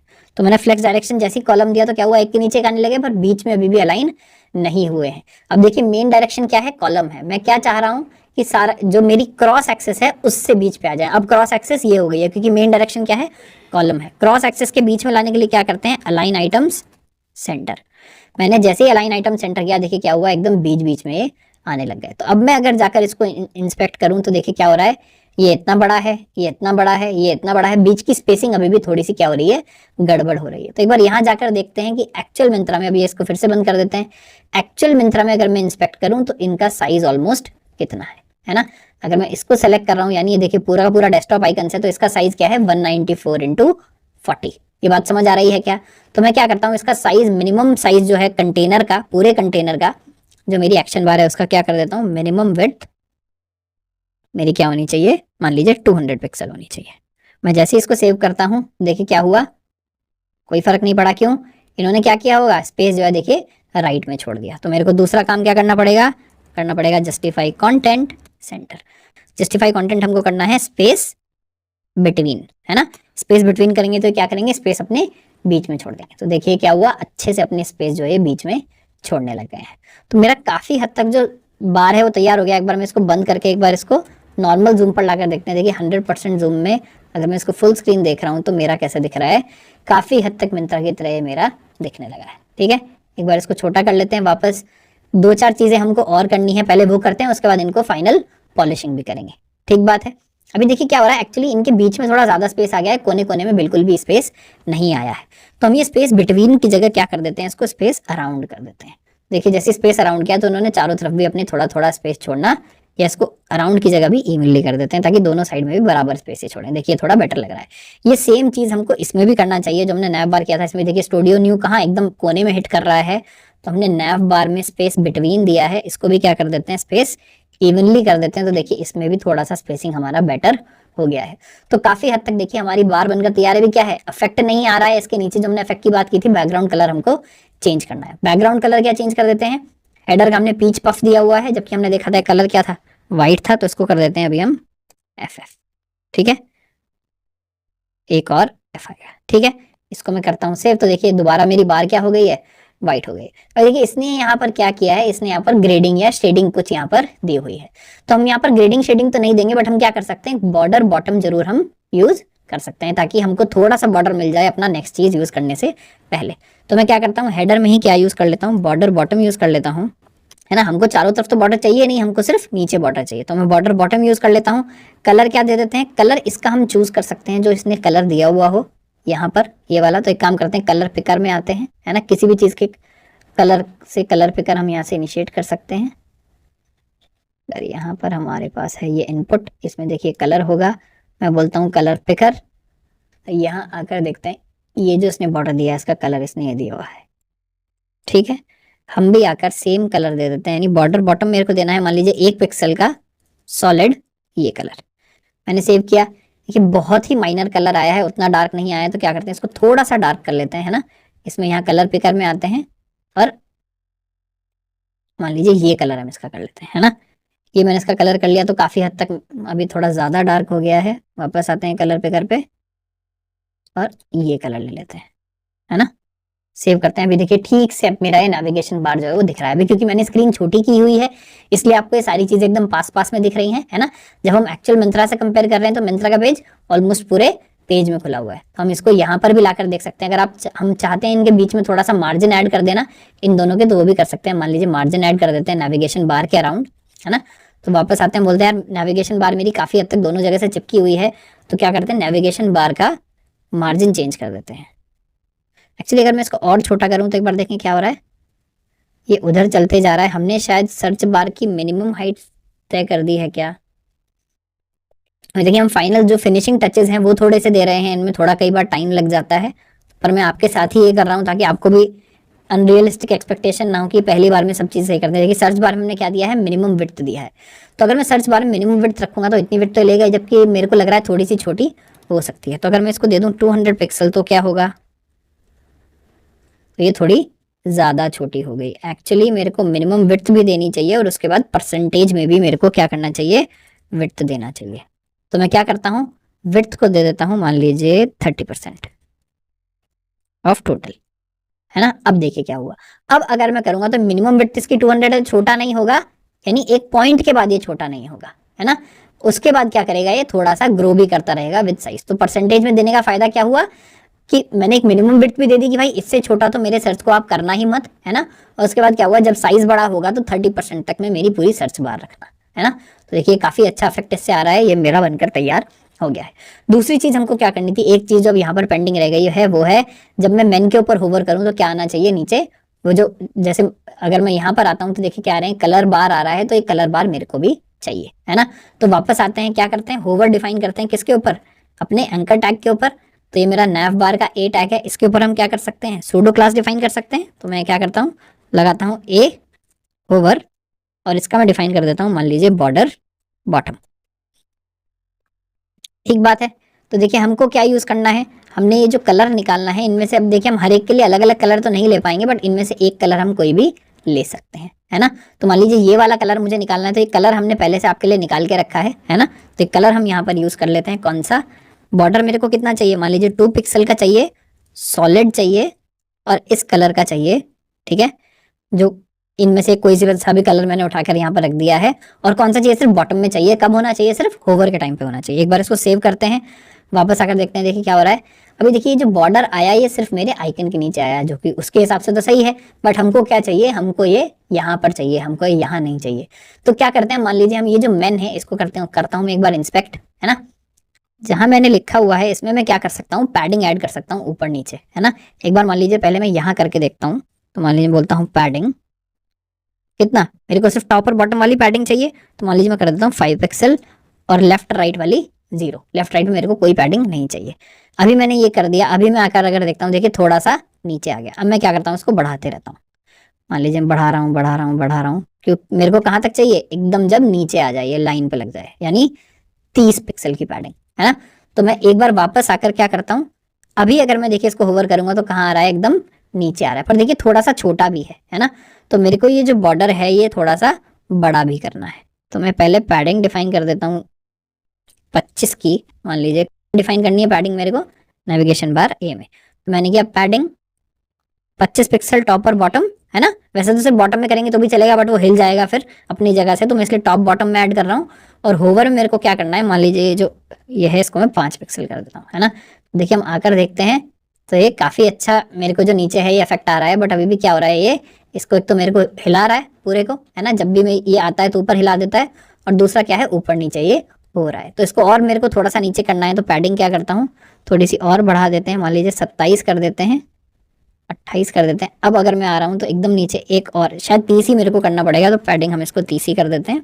वापस आकर देखते हैं, अब देखिए जब भी ये आ रहा है ये पूरा का पूरा हिल रहा है। हिल क्यों रहा है, क्योंकि हमने क्या दिया है, हमने बोला है कि भाई बॉर्डर मेरा कंटेंट के अंदर काउंट होना चाहिए, जो कि हमको नहीं करना है। तो हम क्या करते हैं, इसमें जो मेरा नेविगेशन बार है इसमें दे देते हैं बॉक्स साइजिंग कंटेंट बॉक्स, है ना, ताकि जो मेरी साइजिंग है वो सिर्फ कंटेंट पे लगे और ये पूरा का पूरा ना हिले। अब अच्छा, ये हिल तो अभी भी रहा है। तो प्रॉब्लम ये हो रही है कि जब भी हम बॉर्डर ऐड करते हैं तो उसको उसके हिसाब से अपने डायमेंशंस चेंज करने पड़ रहे हैं, है ना। तो एक काम हम यहाँ पे, तो कंटेंट बॉक्स का तो एक्चुअली कोई फायदा नहीं हुआ, तो इसको हम हटा देते हैं, है ना। हमको एक काम यहाँ पर क्या कर सकते हैं, अच्छा हाँ देखिए हम क्या कर रहे हैं, बॉर्डर हम सिर्फ होवर पे ऐड कर रहे हैं, है ना। उसकी वजह से इसको साइज जो है वो एडजस्ट करना पड़ रहा है। मैं क्या करता हूँ, मैं सेम बॉर्डर ऐड कर देता हूँ नॉर्मली भी, है ना। पर नॉर्मली ऐड करूंगा तो बाय डिफॉल्ट ही सब पे दिखने लगेगा, तो फायदा क्या हुआ। तो हम क्या करते हैं, बाय डिफॉल्ट इसका कलर कर देते हैं व्हाइट, यानी जो यहाँ पर बैकग्राउंड कलर है, मैं अब क्या कर रहा हूँ, अब मैं बॉर्डर ऐड नहीं कर रहा, अब मैं बॉर्डर का सिर्फ साइज चेंज कर रहा हूँ। देखिए अब मैं जब आऊंगा तो क्या हो रहा है, बॉर्डर का सिर्फ कलर चेंज हो रहा है, बट हमको ऐसा लगेगा जैसे नया बॉर्डर आया है। बट इसने क्या किया, इसने नीचे वाला जो मेरा मार्जिन था उस पर जाकर इंक्रोच कर रहा है। तो क्या करते हैं, इसका जो पैडिंग है उसको थोड़ा कम कर देते हैं, यानी देखिए 28 की अगर मैं पैडिंग दे रहा हूँ तो क्या हो रहा है, देखिए अगर मैं बॉर्डर बॉटम दे दूं 4 और पैडिंग कर दूं 28, है ना, तो ये एकदम ठीक हो जाएगा। अब मैं देखिए जब इसको होवर कर रहा हूं तो एकदम परफेक्टली नीचे ये चीजें जो है वो आ रही हैं। ये बात क्लियर हो गई क्या, देखिए कितना अच्छा हमारा पूरा का पूरा नेविगेशन बार बन के हो चुका है तैयार। ठीक है, यहाँ पर एक बार थोड़ा सा पॉज लीजिए, अपनी पीठ को थपथपाइए। मोस्ट ऑफ द डिफिकल्ट जो पोर्शन है वो हम कंप्लीट यहाँ पर कर चुके हैं। आपका प्रोजेक्ट मुश्किल से 10 से 15 मिनट का भी इसके बाद बचा है, उसके बाद बहुत ज्यादा काम हमारे पास नहीं बचा है। हमने होवर भी लगा लिया, नेविगेशन बार्स बना लिए, और देखिए सब चीजें क्लिकेबल हैं। जैसे ही मैं अपना माउस इसके ऊपर लेके जा रहा हूँ तो क्या हो रहा है, पॉइंटर का हेड बन जा रहा है, नहीं सब चीजें क्लिकेबल है, इंक्लूडिंग मेरा आइकन। सर्च बार हमने कितनी प्यारी सी यहाँ पर बना ली है ना, और प्रोफाइल विशलिस्ट बैग के हमने एक्शंस भी यहाँ पर बना लिए हैं। तो चलिए अब चलते हैं हम नेक्स्ट में, यानी अब हमको क्या लगाना है, बैनर कंटेनर की तरफ बढ़ना है। तो हम क्या कर सकते हैं, वापस जाते हैं HTML में, और जब आप एक सेक्शन को पूरा कर चुके हैं तो बार बार उसका कोड नहीं देखना चाहते हो, देखिए यहाँ आप क्या कर सकते हैं, हेडर को पूरे के पूरे कोड को फोल्ड कर देते हैं, यानी हेडर का भाई मेरा काम हो गया, हेडर को आप कर दीजिए फोल्ड। अब हम चलते हैं अपने मेन की तरफ। देखिए मेन में हमको क्या करना है, सबसे पहले बैनर कंटेनर मेरा क्लास बना हुआ है, इसका हम जो कंटेंट है ये हम हटा देते हैं। इसमें हमको क्या लगाना है, बैकग्राउंड में इमेज लगानी है। ठीक बात है। तो अब बैकग्राउंड इमेज लगाने के दो तरीके हैं, या तो हम यहाँ पर इमेज टैग यूज कर लें या हम बैकग्राउंड इमेज लगा लें। यहाँ पर डायरेक्ट क्या यूज कर लेते हैं, इमेज कंटेनर यूज कर लेते हैं। तो मैं लगाता हूँ इमेज। सोर्स क्या है, सोर्स है मेरा इमेजेस फोल्डर, उसके अंदर क्या लगाना है, बैनर डॉट जेपीजी। और यहाँ ऑल्ट में क्या लिख देते हैं, मान लीजिए लिख देते हैं मेन बैनर, यानी अगर इमेज लोड ना हो तो क्या हो जाए, मेन बैनर आ जाए। ठीक बात है। इसको हमको एक क्लास भी देनी पड़ेगी ताकि हम इसकी प्रॉपर्टीज डिफाइन कर सकें। तो मान लीजिए मैं क्या दे देता हूँ, इसकी क्लास दे देते हैं बैनर इमेज। ठीक है, इसको मैंने कर दिया सेव। देखिए बैनर इमेज मेरी ऑलरेडी यहाँ पर आ चुकी है। अब एक बार देखते हैं इसकी हमको क्या प्रॉपर्टीज जाकर एडिट करनी पड़ेंगी। ठीक है, तो मैं यहाँ आ जाता हूँ, फिर से थोड़ा सा स्पेस छोड़ देता हूँ। मेरा पूरा नेविगेशन जो है वो बन के तैयार हो गया है ना। उसके बाद यहाँ से क्या करते हैं, यहाँ आप कई बार आप देखेंगे CSS फाइल्स में जो बड़े प्रोजेक्ट्स होते हैं उनमें कमेंट भी होते हैं सेक्शन के लिए, है ना। तो मैं बोल देता हूँ यहाँ से मेरे किसकी CSS शुरू है, मेन सेक्शन की CSS शुरू है ना। तो बैनर इमेज लगाते हैं डॉट, यहाँ हम इसकी लगाएंगे अब प्रॉपर्टीज। तो एक बार पहले इसको जरा हटाकर देखते हैं बड़ा करके कि इसमें कुछ हमको चेंज करना है या नहीं। तो देखिए क्या हो रहा है, इमेज अभी कट रही है ना। तो इसमें हम क्या करते हैं, इसमें हम दे देते हैं विड्थ मान लीजिए 100%। तो देखिए क्या होगा, अब ये मेरे पेज के साथ स्केल करेगी, है ना। पेज बड़ा होगा तो ये भी बड़ी होगी, पेज छोटा होगा तो ये भी छोटी होगी। तो देखिए जैसे एक्चुअल मिंत्रा में, अच्छा हम क्लिक करके शायद बाहर आ गए, मैं होम पे अगर आ जाता हूँ, देखिए एक्चुअल मिंत्रा में क्या है, यहाँ थोड़ा सा इसने स्पेस भी छोड़ा हुआ है। उसके बाद एक पूरी की पूरी इमेज इसी तरह से आती है, यानी मैं छोटा करता हूँ तो छोटी होती जाती है, बड़ा करता हूँ तो बड़ी होती जाती है। तो ऊपर हमको स्पेस छोड़ना, एक बार देख लेते हैं स्पेस तकरीबन है कितना, है ना। तो ये इसने क्या किया है, इसने पहले इसके चारों तरफ पैडिंग ऐड करी हुई है, कितने की 20 और 15 पिक्सल की, यानी 35 पिक्सल की, यानी तकरीबन 40-45 पिक्सल्स इसने यहाँ पर स्पेस छोड़ा हुआ है। तो मैं क्या कर देता हूँ, बैनर इमेज में या इमेज का जो इसका कंटेनर है उस पर भी ऐड कर सकते हैं। मान लीजिए बैनर कंटेनर पर ऐड कर देते हैं क्या, अपना मार्जिन। ठीक है, क्या इसके नीचे भी स्पेस छोड़ा हुआ है, हाँ इसके नीचे भी काफी स्पेस छोड़ा हुआ है ना। तो मैं क्या कर सकता हूँ, मैं मार्जिन ऐड कर सकता हूँ कितना, मैं मान लीजिए बोल रहा हूँ कि 40 पिक्सल चाहिए मेरे को टॉप एंड बॉटम, है ना। और लेफ्ट एंड राइट में तो मेरे को कुछ भी नहीं चाहिए, है ना। तो उसको कर देते हैं 0, यानी मैं कह रहा हूँ ऊपर नीचे मार्जिन छोड़ दीजिए 40 पिक्सल का, है ना। देखिए कितनी जल्दी हमारा बैनर वाला सेक्शन एकदम बन के तैयार हो गया है। उसके बाद हमको क्या करना है, अब हमको बनाना है हेडिंग और उसके बाद आइटम्स, है ना। तो पहले बनाते हैं हेडिंग, है ना। वापस चलते हैं HTML में, ये मेरा बैनर कंटेनर बनके तैयार हो गया है। अब इस कंटेनर हेडिंग को, एक्चुअली कैटेगरी हेडिंग अभी भी लिखा हुआ है, बट अब ये यहाँ पर हमको देखिए कितना छोटा सा ऐसे दिख रहा है। तो एक बार क्या करते हैं, पहले कैटेगरी हेडिंग लिखा हुआ तो है ही, पहले जाकर देखते हैं इसके स्टाइल्स, है ना। तो हम यहाँ पर आते हैं, इसका जो स्टाइल देखते हैं कि इसने किस तरह से यहाँ पर जो कंटेंट है उसको डिफाइन किया है। देखिए इसने H4 में यहाँ टाइटल में डिफाइन किया है, और इसकी जो प्रॉपर्टीज हैं वो हमको कहाँ मिलेंगी, देखिए ये सारी की सारी प्रॉपर्टीज हैं। टेक्स्ट ट्रांसफॉर्म इसने अपर केस किया है, ये इसने कलर यूज किया है, लेटर स्पेसिंग यूज की है, फॉन्ट साइज 1.8 EM यूज किया है, यानी जो हमारा मेन पहले से फॉन्ट साइज चल रहा है उसको 1.8 टाइम्स कर दिया है। मार्जिन इसने ऐड किए हैं, देखिए चारों तरफ। मैक्स हाइट इसने दी है कि इससे ज्यादा बड़ा नहीं होना चाहिए, और फॉन्ट वेट दिया है।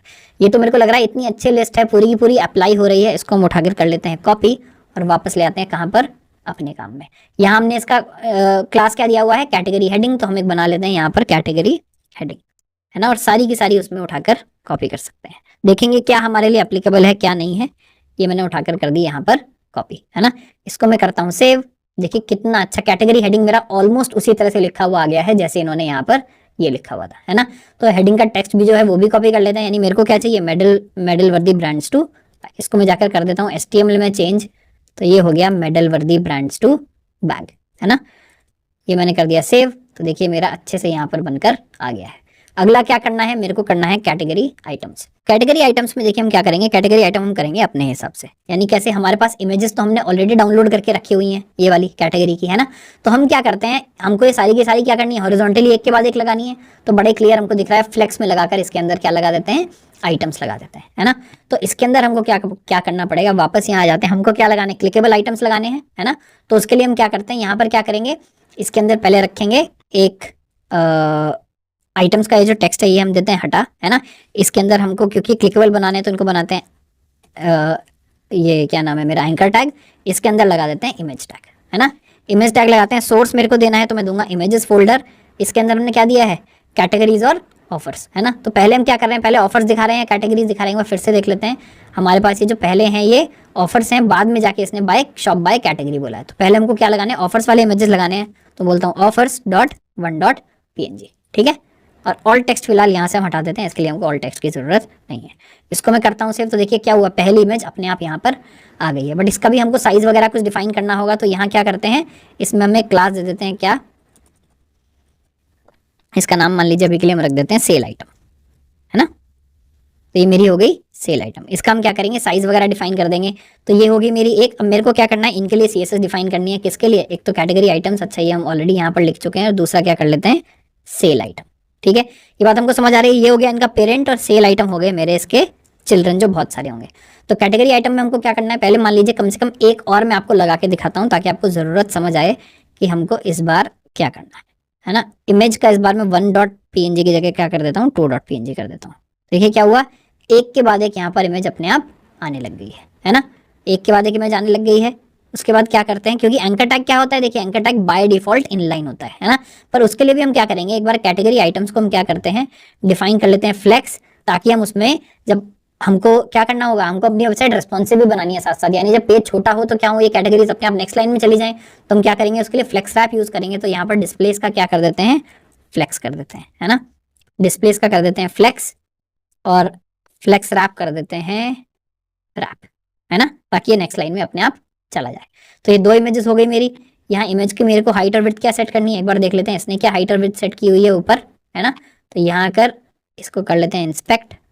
देखिए इसने क्या सेट किया है, 247 इंटू 324। तो हमको एक ही चीज डिफाइन करनी है ना। एक बार मैं अगर किसी पर भी क्लिक कर दूं, हे भगवान कहाँ क्लिक हो गया, ये वाला क्लिक सही है भैया, दूसरी जगह क्लिक नहीं करना है। तो यहाँ क्लिक कर दिया। इमेज में अगर मैं आता हूँ और चेक करता हूँ कि मेरी हाइट और विड्थ इसकी कितनी डिफाइंड है, सीधे चलते हैं बॉक्स के पास। देखिए यहाँ क्या डिफाइंड है, 247 इंटू 324, ठीक है ना। तो मैं सबसे पहले इसकी विड्थ डिफाइन कर देता हूँ 247, है ना। तो विड्थ होनी चाहिए मेरी, मान लीजिए 250 पिक्सल में डिफाइन कर देता हूँ, है ना। तो जैसे मैंने डिफाइन किया, देखिए थोड़ी सी छोटी हो गई, अब काफी हद तक वैसी लग रही है जैसी इमेज वहां पर है ना। तो अब मेरे को क्या करना है, बहुत सारी इमेज लगाते जाना है। सारी इमेज मेरे पास ऑलरेडी पड़ी हुई है। इसको मैं क्या करता हूँ, कॉपी कर लेता हूँ, कर देता हूँ बहुत बार पेस्ट, है ना। इसको थोड़ा सा मैं आपको छोटा करके दिखाता हूँ, ताकि हम एक बार में कर पाए। तो देखिए इस तरह से दिख रहा है। अब मैं क्या करूँगा, यहाँ करूँगा 3 PNG, 4 PNG, 5 PNG, 6 PNG, 7 PNG, 8 PNG, 9 PNG and 10 PNG। क्या इतनी PNGs हैं भी, मैंने चेक भी नहीं किया कितने हैं, अच्छा 12 तक है ना। 10 PNG, तो दो और ऐड कर लेते हैं, यानी 11 एंड 12, ठीक है। इसको मैंने जैसे सेव किया, देखिए क्या हुआ, अपने आप कितने सारे इमेजेस आ गए। और फ्लेक्स ग्रो की वजह से क्या हो रहा है, सॉरी रैप की वजह से क्या हो रहा है, अपने आप देखिए नेक्स्ट लाइन में भी जाने शुरू हो गए। मैं अगर पेज को देखिए चौड़ा करता जा रहा हूँ, तो क्या हो रहा है, इमेजेस अपने आप जो है वो एडजस्ट होते जा रहे हैं। बट देखिए क्या हो रहा है, जितना स्पेस बचा हुआ है सारा स्पेस इसने राइट में छोड़ दिया। ये बात तो सही नहीं है ना। तो हमको इसमें क्या देना चाहिए, जस्टिफाई देना चाहिए। कैसे, तो हम बोलते हैं जस्टिफाई कॉन्टेंट, और कर दो यार स्पेस इवनली, है ना। ये इस तरह से हो गया। देखिए मैं जैसे ही डिवाइड कर रहा हूँ तो क्या होगा, नेक्स्ट में जा जाएगा। अगर नहीं जा पा रहे हैं तो वो नेक्स्ट लाइन में चलते चले जाएंगे। तो देखिए बहुत सुंदर बन के तैयार हो गया है ना। और हम इसका CSS भी ऑलमोस्ट डिफाइन कर चुके हैं। हमको क्या करना है, बस अगले वाले का टेक्स्ट भी देखना है। अगला हमने क्या कॉपी किया है, शॉप बाय कैटेगरी। तो इसका हम टेक्स्ट कॉपी कर लेते हैं, और एक सेक्शन एज इट इज अपने HTML में जाकर और बना लेते हैं। तो एक सेक्शन तो मेरा हो गया पूरा बन के तैयार, है ना। पहले मैं करता हूँ इसको कॉपी, तो एक हेडिंग और एक बार मेरी कैटेगरीज फिर से आ गई। और हेडिंग के अंदर मेरे को टेक्स्ट क्या डालना है, टेक्स्ट मेरे को डालना है शॉप बाय कैटेगरी, है ना। इस बार इमेजेस भी सारी की सारी चेंज हो जाएंगी, तो इसको हम हटा देते हैं। हमको इस बार कौन सी इमेजेस डालनी है, हमको ऑफर्स नहीं डालने, हमको डालने हैं कैटेगरी। तो कैटेगरी में पहली इमेजेस, कैटेगरी में कितनी है, 10 है। तो ये हो गई पहली, उसके बाद 2 3 4 5 6 7 8 9 10, ठीक बात है। इसको मैं कर देता हूँ 2 3 4 5 6 7 8 9, अच्छा 1 तो था ही, 10। मैंने इसको जैसे ही सेव किया, अब देखिए अपने मंत्रा क्लोन को वापस आकर देखते हैं। ये मेरी मेडल वर्दी कैटेगरीज टू बैक हो गई, और देखिए शॉप बाय कैटेगरी भी एकदम सेम तरह से सुंदर बनकर दिख रहा है। अब देखिए जैसे ही मैं अपनी वेबसाइट में कितनी रिस्पॉन्सिव है, जैसे ही विड्थ बढ़ती है तो क्या हो रहा है, देखिए मेरी सारी की सारी इमेजेस जो है वो मान लीजिए एक ही लाइन में भी आ सकती हैं। वरना क्या हो रहा है, अपने हिसाब से नेक्स्ट लाइन में पुश कर रहा है, नेक्स्ट लाइन में पुश कर रहा है, और छोटा करते जाऊंगा तो चाहे सिंगल कैटेगरी रह जाए। देखिए अगर किसी ने फोन पर भी वेबसाइट खोली हुई है, तो चाहे सिंगल कैटेगरी रह जाए, हमारी वेबसाइट उसको बहुत ही सुंदर जो है वो दिखने वाली है, ठीक बात है। देखिए मोस्ट ऑफ द हम काम वेबसाइट का डन कर चुके हैं। ओनली चीज क्या पेंडिंग रहती है, सिर्फ एक चीज पेंडिंग रहती है, जो कि है फुटर। तो आ जाइए देखते हैं फुटर, बेचारा अभी भी छोटा सा टेक्स्ट में लिखा हुआ है, डिफाइन करते हैं हम फुटर को, ठीक है। तो फुटर में हम क्या डिफाइन करेंगे, एक बार अगर एक्चुअल मिंत्रा को हम आकर देखें, देखिए इसने तो फुटर में बहुत सारी चीजें डिफाइन करी हुई है ना। हम क्या करते हैं, हम इनमें से एक कॉलम उठा लेते हैं। जनरली क्या होता है फुटर में इस तरह से कॉलम्स में आइटम्स होती हैं, तो एक कॉलम उठा लेते हैं और एक कॉलम को मल्टीपल बार हम दिखाएंगे। तो वापस यहाँ पर आ जाते हैं और अपना कॉपीराइट वाला जो सिंबल है वो भी हम यहाँ पर दिखाएंगे, है ना। तो फुटर में पहले हम आते हैं, इसको कर देते हैं बंद। पहले हम यहाँ सबसे पहले क्या बनाते हैं, फुटर के अंदर एक डिव बना लेते हैं जिसका नाम हम क्या रख देते हैं, मान लीजिए फुटर कंटेनर, है ना, ताकि हम उसमें सब कुछ कंटेन कर पाए। ठीक है, तो एक मैंने बना लिया फुटर कंटेनर। अब इसके बाद हमको क्या करना है, वापस जाके मंत्रा में आपको दिखाता हूँ। मान लीजिए ये मेरे को पूरा का पूरा एक कॉलम बनाना है ना। तो इसका नाम भी हम यही रख देते हैं, क्या, मान लीजिए इसको क्लास दे देते हैं फुटर कॉलम। ठीक है, फुटर कॉलम मैंने दे दिया। इसके अंदर देखिए मेरे को क्या करना है, एक तो मेरे को हेडिंग डिफाइन करनी है और बाकी मेरे को वापस जो पहले हमने ऊपर डिफाइन किए थे सारे के सारे वही के वही लिंक्स डिफाइन करने हैं। थोड़े एक्स्ट्रा लिंक्स भी हैं, तो मैं क्या करता हूँ, सबसे पहले डिफाइन करता हूँ हेडिंग H3। मान लीजिए इसमें टेक्स्ट मेरे को क्या देना है, ऑनलाइन शॉपिंग, है ना। तो ऑनलाइन शॉपिंग मैंने टेक्स्ट दे दिया। उसके बाद क्या करते हैं, ऊपर जो हमने डिफाइन किए थे हेडर के अंदर, हेडर को कर लेते हैं अनरैप और ये सारे के सारे लिंक्स में उठाकर क्या कर देता हूँ, यहाँ भी कॉपी कर देता हूँ। ठीक है, ये मेरे आ गए home living, beauty, studio, gift card और मिंत्रा इनसाइडर और है वो हम यहाँ पर भी ऐड कर देते हैं, है ना। स्टूडियो यहाँ पर नहीं है एक्चुअली, गिफ्ट कार्ड और मिंत्रा इनसाइडर है, उनको हम ऐड कर देते हैं। मैं क्या बोलता हूँ, गिफ्ट कार्ड और मिंत्रा इनसाइडर। इसको मैं करता हूँ सेव, वापस आकर देखता हूँ, देखिए क्या हुआ, सारी एक लाइन में दिख गई है। थोड़ा गंदा सा ही लग रहा है।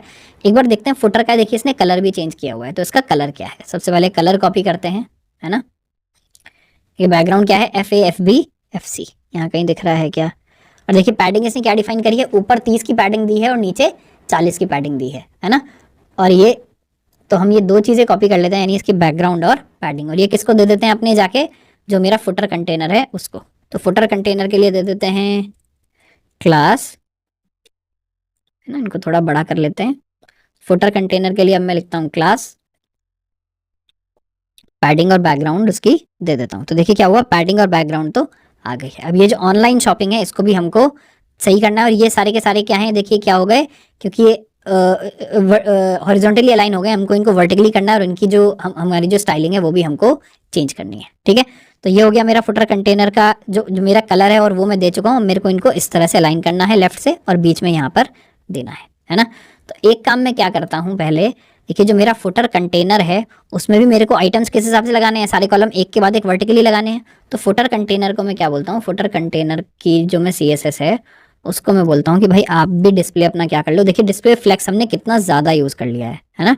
डिस्प्ले फ्लेक्स और जस्टिफाई कंटेंट कैसे कर लो आप, दोनों साइड से वही स्पेस इवनली, है ना, ताकि सारा का सारा स्पेस इवनली डिफाइन। अभी इसने क्या किया, सिंगल आइटम था तो उसको बीच में दिखा दिया, जब भी कॉलम्स होंगे तो क्या करेगा, दोनों साइड स्पेसिंग छोड़ देगा। तो अभी काफ़ी हद तक फिर भी इंप्रूव हो गया है। दूसरा हमको क्या करना है, अंदर ये जो लिंक्स हैं इनको भी कॉलम में दिखाना है। तो हमको क्या करना पड़ेगा, अब देखिए जो फुटर कॉलम है इसकी भी हम CSS डिफाइन करते हैं, कैसे, डॉट फुटर कॉलम, इसको भी हम दे देते हैं डिस्प्ले फ्लेक्स और यहाँ पर डायरेक्शन क्या दे देंगे, डायरेक्शन दे देंगे कॉलम। जैसे ही मैं डायरेक्शन कॉलम दूंगा, अच्छा फ्लेक्स डायरेक्शन देना था, मैंने कुछ और दे दिया, फ्लेक्स डायरेक्शन कॉलम। तो देखिए क्या हुआ, एक के बाद एक यहाँ पर चीज़ें नीचे लग गई हैं। उसके बाद हमको क्या करना है, फुटर कॉलम के अंदर हमको लिंक्स पे थोड़ा सा क्या करना है, खेलना है। तो क्या करते हैं, फुटर कॉलम के अंदर जो मेरे एंकर टैग्स हैं उनका मेरे को थोड़ा सा स्टाइलिंग करना है। तो एक बार यहाँ आकर एक बार इनकी स्टाइलिंग चेक कर लेते हैं, इनका फॉन्ट साइज़ और कलर वगैरह क्या है ना। देखिए फॉन्ट साइज़ तो इन्होंने 14 डिफाइन किया हुआ है और कलर मेरे को यहाँ पर ढूंढना पड़ेगा, एक सेकंड ढूंढ लेते हैं। देखिए कलर ये रहा, फॉन्ट साइज 15 है ना। और पैडिंग भी इसने डिफाइन की है हर एक के नीचे, ताकि थोड़ा सा नीचे जा सके। टेक्स्ट डेकोरेशन नन भी हमको करना है। मान लीजिए ये यहाँ से यहाँ तक हम कर लेते हैं कॉपी, ठीक है, और वापस लाकर कहाँ डाल देते हैं, अपने फुटर ए में। यानी मैंने कलर डिफाइन कर दिया, डिस्प्ले ब्लॉक की हमको जरूरत नहीं है, हमने फॉन्ट साइज डिफाइन कर दिया, टेक्स्ट डेकोरेशन नन कर दिया ताकि नीचे के लिंक्स के जो डैश डैश हैं ये चले जाएं, है ना, और पैडिंग बॉटम ताकि इन सब के बीच में थोड़ा थोड़ा गैप बन जाए। इसको करते हैं सेव। देखिए काफ़ी हद तक ये सुंदर दिख रहा है। अभी ये जो ऑनलाइन शॉपिंग है ये अभी भी ऐसा नहीं दिख रहा है, तो इसको भी इसका भी एक बार स्टाइलिंग देख लेते हैं, है ना। देखिए राइट क्लिक तो मिंत्रा पे चलता नहीं है, तो सिलेक्ट करके यहाँ पर लाते हैं। देखिए इसका भी कलर और टेक्स्ट साइज है, तो टेक्स्ट डेकोरेशन इसने भी नन किया है और यहाँ पर कलर दिया है। इसको हमको फॉन्ट साइज और देखना है। फॉन्ट इसने देखिए वेट भी 700 डिफाइन किया है ताकि ये बोल्ड हो सके, है ना। तो ये मैं कर लेता हूँ कॉपी। तो मेरे को कलर डिफाइन करना है किसके लिए, फुटर कॉलम में हेडिंग मैंने जो डिफाइन किया है। इसका हमने नाम क्या रखा है, कुछ नाम रखा है क्या, नहीं, H3 है, तो चलिए H3 के लिए डिफाइन कर देते हैं फुटर कॉलम H3। अच्छा, मैंने कॉपी जो हुआ वो ठीक से नहीं हुआ, हमको चाहिए ये कलर। टेक्स्ट डेकोरेशन नन का कोई फायदा नहीं है, कलर, सिर्फ कलर आ गया यार, क्या कलर है। ये कलर मैंने डिफाइन कर दिया और टेक्स्ट साइज डिफाइन कर दिया। अच्छा, फॉन्ट साइज डिफाइन कर दिया 14 पिक्सल। ठीक है, ये देखिए काफी हद तक आ गया। अभी इसके नीचे हमको पैडिंग भी डिफाइन करनी है ताकि स्पेस आ जाए, या मार्जिन डिफाइन कर देते हैं, मार्जिन बॉटम मान लीजिए 15 पिक्सल्स। वहां पर कितना है, वहां पर देखिए और भी थोड़ा ज्यादा है, तो इसको क्या कर देते हैं, मान लीजिए 25 पिक्सल्स कर देते हैं। ठीक है, देखिए ऑनलाइन शॉपिंग और ये हमारा वाला ऑनलाइन शॉपिंग काफी हद तक ये सेम दिख रहे हैं, है ना। इसके नीचे हमको और सेक्शन भी बनाने हैं, तो एक काम क्या कर देते हैं, HTML में जाकर ये जैसे ही हमारा फुटर कॉलम अभी खत्म हुआ है, तो इसके बाद क्या दे देते हैं, फुटर कंटेनर के नीचे दे देते हैं, फुटर कॉलम के नीचे दे देते हैं क्या, एक HR टैग, है ना, ताकि इसके नीचे एक लाइन खिंच कर आए। अभी क्या है, देखिए लाइन इधर आ रही है, तो हमको ये क्या करना है, हमको एक्चुअली फुटर में देना है, तो इसको फुटर कंटेनर के बाहर रख देते हैं। हमको जो कॉपीराइट वगैरह लिखना है वो हम फुटर कंटेनर के बाहर रख लेंगे, है ना। थोड़ा नाम इसका अजीब हो गया है, वरना इसको हम क्या कर सकते हैं, कॉलम कंटेनर वगैरह भी दे सकते हैं। फुटर मेरा पूरा ये है, इसके नीचे देखिए एक HR लाइन आ गई है मेरी, जो एकदम नीचे अभी आ नहीं रही है, उसके नीचे भी हम कुछ कुछ कंटेंट जो है वो लिख लेंगे। तो एक तो ये हुआ। अब इसको मैं क्या कर सकता हूँ दोस्तों, वैसे तो हमको अलग अलग कॉलम्स बनाने चाहिए, बट क्योंकि हमारे पास थोड़ा टाइम की कमी है यहाँ पर, अभी मैं क्या करता हूँ, इसको कर देता हूँ कॉपी पेस्ट, है ना। मैंने देखिए जैसे ही किया तो ये क्या हुआ, 3 बन गए, क्यों, क्योंकि फ्लेक्स था और हमने कैसे किया हुआ था, जस्टिफाई स्पेस दिया हुआ था और इनको नॉर्मली अलाइन किया हुआ है, तो ये क्या होंगे, इस डायरेक्शन में अलाइन हो जाएंगे। तो देखिए तीनों अच्छे से यहाँ पर जो मेरा कॉलम है इसमें बनकर आ गए हैं। एक काम हम लास्ट और कर लेते हैं अपना प्रोजेक्ट खत्म करने से पहले, वो ये कि ये देख लेते हैं कॉपीराइट किस तरह से डिफाइन करते हैं, है ना। तो ये टेक्स्ट में उठा लेता हूँ, यहाँ पर आता हूँ और एक हम HR टैग के बाद डिफाइन कर लेते हैं, मान लीजिए डिव, जिसको हम क्या नाम देते हैं, कॉपीराइट। इसके अंदर टेक्स्ट मैंने क्या दे दिया, एज इट इज उठाकर कॉपी कर दिया। मैंने सेव किया इसको, टेक्स्ट कहाँ दिख रहा है, देखिए अभी तो लेफ्ट में एकदम यहाँ पर दिख रहा है ना। अब मेरे को इसकी भी क्या करनी पड़ेगी, थोड़ी सी स्टाइलिंग करनी पड़ेगी। तो मैं चलता हूँ वापस अपने मिंत्रा में और एक बार इसकी स्टाइलिंग चेक कर लेते हैं, है ना। अच्छा, मैंने गलती से क्लिक कर दिया, वापस आ जाते हैं होम पे। स्टाइलिंग हमको किसकी चेक करनी थी, कॉपीराइट की। कॉपीराइट कहाँ पर है, ये रहा। तो मैं इसकी स्टाइलिंग चेक करता हूँ, देखिए कलर हमको मिल गया और टेक्स्ट अलाइन एंड मिल गया, है ना। एक बार ये दोनों चीज़ें हम चेक करके देखते हैं, कलर ले लिया और टेक्स्ट अलाइन एंड ले लिया। तो अगर मैं इन दोनों को जाकर कहाँ लिखूँ, कॉपीराइट की एक फिर से क्लास बना लेते हैं, डॉट कॉपीराइट। मुझे पता है थोड़ा हैवी हो रहा होगा, काफी जैसे हम कर रहे हैं, आपको बीच बीच में ब्रेक ब्रेक लेके करना है इसको, है ना। पर देखिए हमारी वेबसाइट ऑलमोस्ट बन के तैयार हो चुकी है, सिर्फ एक कॉपीराइट हम करेंगे और उसके बाद हमारा वेबसाइट ऑलमोस्ट फिनिश हो जाएगा। देखिए हमने कलर दे दिया और टेक्स्ट लाइन एंड दे दिया, तो एंड में तो आ गया, बट स्पेसिंग अभी भी बिल्कुल नहीं आई है। तो उसको क्या कर देते हैं, पैडिंग दे देते हैं दोनों साइड, या हर साइड ही दे देते हैं, मान लीजिए 15 पिक्सल की। हमने इसको पैडिंग दे दी। अभी देखिए जो मेरा कॉपीराइट है वो भी एकदम ठीक से आ रहा है। तो देखिए हमने क्या किया, हमने एक बार अब इस वेबसाइट को जो फुल पेज कर लेते हैं, है ना। देखिए मेरी वेबसाइट फुल पेज में कितनी अच्छी लग रही है, यहाँ पर आइकन है, क्लिकेबल है, यहाँ देखिए कितने सुंदर जो है वो इफेक्ट्स आ रहे हैं। सर्च बार मेरी अच्छे से चल रही है, प्रोफाइल, विश लिस्ट, बैग, है ना। यहाँ पर मेरी कितनी अच्छी बैनर इमेज आई। उसका ये मेरी सारी इमेजेस हैं जो कि एक्चुअली आइकन्स हैं, क्लिकेबल हैं, क्योंकि हमने इनको एंकर टैग बनाया है, यानी इनके क्लिक करके हम कहीं पे भी यूजर को ले जा सकते हैं ना। और ये कितने अच्छे से स्केल भी हो रहा है पूरा का पूरा, यानी स्क्रीन साइज छोटा हो बड़ा हो हमको इस बात से कोई फर्क नहीं पड़ रहा है। हमने फ्लेक्स को बहुत अच्छे से यहाँ पे यूज किया है। उसके बाद हमने बनाया फुटर, फुटर में हमने अलग अलग कॉलम्स दिए, देखिए सब जो है क्लिकेबल हैं। यहाँ हम और कंटेंट दे सकते हैं, सिर्फ कंटेंट लिखने की बात है, पर स्टाइलिंग हम इसकी समझ गए और लास्ट में हमने दे दिया कॉपीराइट। तो दोस्तों ये हुआ हमारा मिंत्रा का क्लोन। उम्मीद करता हूँ आप भी साथ साथ बनाइए अपने गिटहब में उसको। तो लास्ट बात हमको ही करनी थी, ऐसा लग सकता है आपको कि यार हमारा जो मिंत्रा वाला क्लोन है वो उतना मिंत्रा जैसा नहीं है, या फंक्शनैलिटी नहीं है, चीज़ें मूव नहीं कर रही हैं। तो देखिए अभी हमने जो क्लोन बनाया, हमारा आइडिया क्या था, हमारा आइडिया था सिर्फ CSS बेस्ड क्लोन बनाने का। तो CSS बेस्ड क्लोन बन गया है, स्टाइलिंग एकदम सेम है। हम आगे जब जावास्क्रिप्ट पढ़ेंगे या रिएक्ट पढ़ेंगे, उस समय पे हम इसकी जो और फंक्शनैलिटी है उसको भी कॉपी करने की कोशिश करेंगे। पर उसके बाद ये भी समझिए कि अगेन मिंत्रा में शायद 2000 इंजीनियर काम करते हैं जो इस वेबसाइट को डेली बेसिस पर मेंटेन कर रहे हैं। तो हमारा प्रोजेक्ट कभी भी उस लेवल पर इंडिविजुअल प्रोजेक्ट कॉलेज पहुंच गया उस लेवल पर नहीं होने वाला है कि मैं मंत्रा की कॉपी बना दूंगा, है ना, बट हमको ये दिखाना है कि हमारी कैपेबिलिटीज क्या है। उसके अलावा मैं ये जरूर सजेस्ट करूंगा, देखिए ये हमने 1.5-2 घंटे में बैठ के प्रोजेक्ट बनाया है, आपके पास काफी टाइम होगा इसके साथ साथ अपने आप करने के लिए, तो आप इसमें और बहुत सारी फंक्शनैलिटीज ऐड कर सकते हैं, इसके फुटर को इंप्रूव कर सकते हैं और इमेजेस ऐड कर सकते हैं, नए नए पेजेस बना सकते हैं। यानी यहाँ क्लिक करके एक नया पेज बनाइए, नया HTML पेज बनाइए, अंदर वाले पेज को भी क्लोन करिए। तो इसमें बहुत सारी एंडलेस पॉसिबिलिटीज हैं। हालांकि इतने साइज में भी जितना हमने प्रोजेक्ट बनाया है अभी इस साइज में भी काफी अच्छा प्रोजेक्ट है आपके रेज्यूमे में दिखाने के लिए, बट मैं आपको एनकरेज इसलिए कर रहा हूँ ताकि आपकी CSS की नॉलेज और टाइम के साथ साथ काफी हद तक इंप्रूव हो।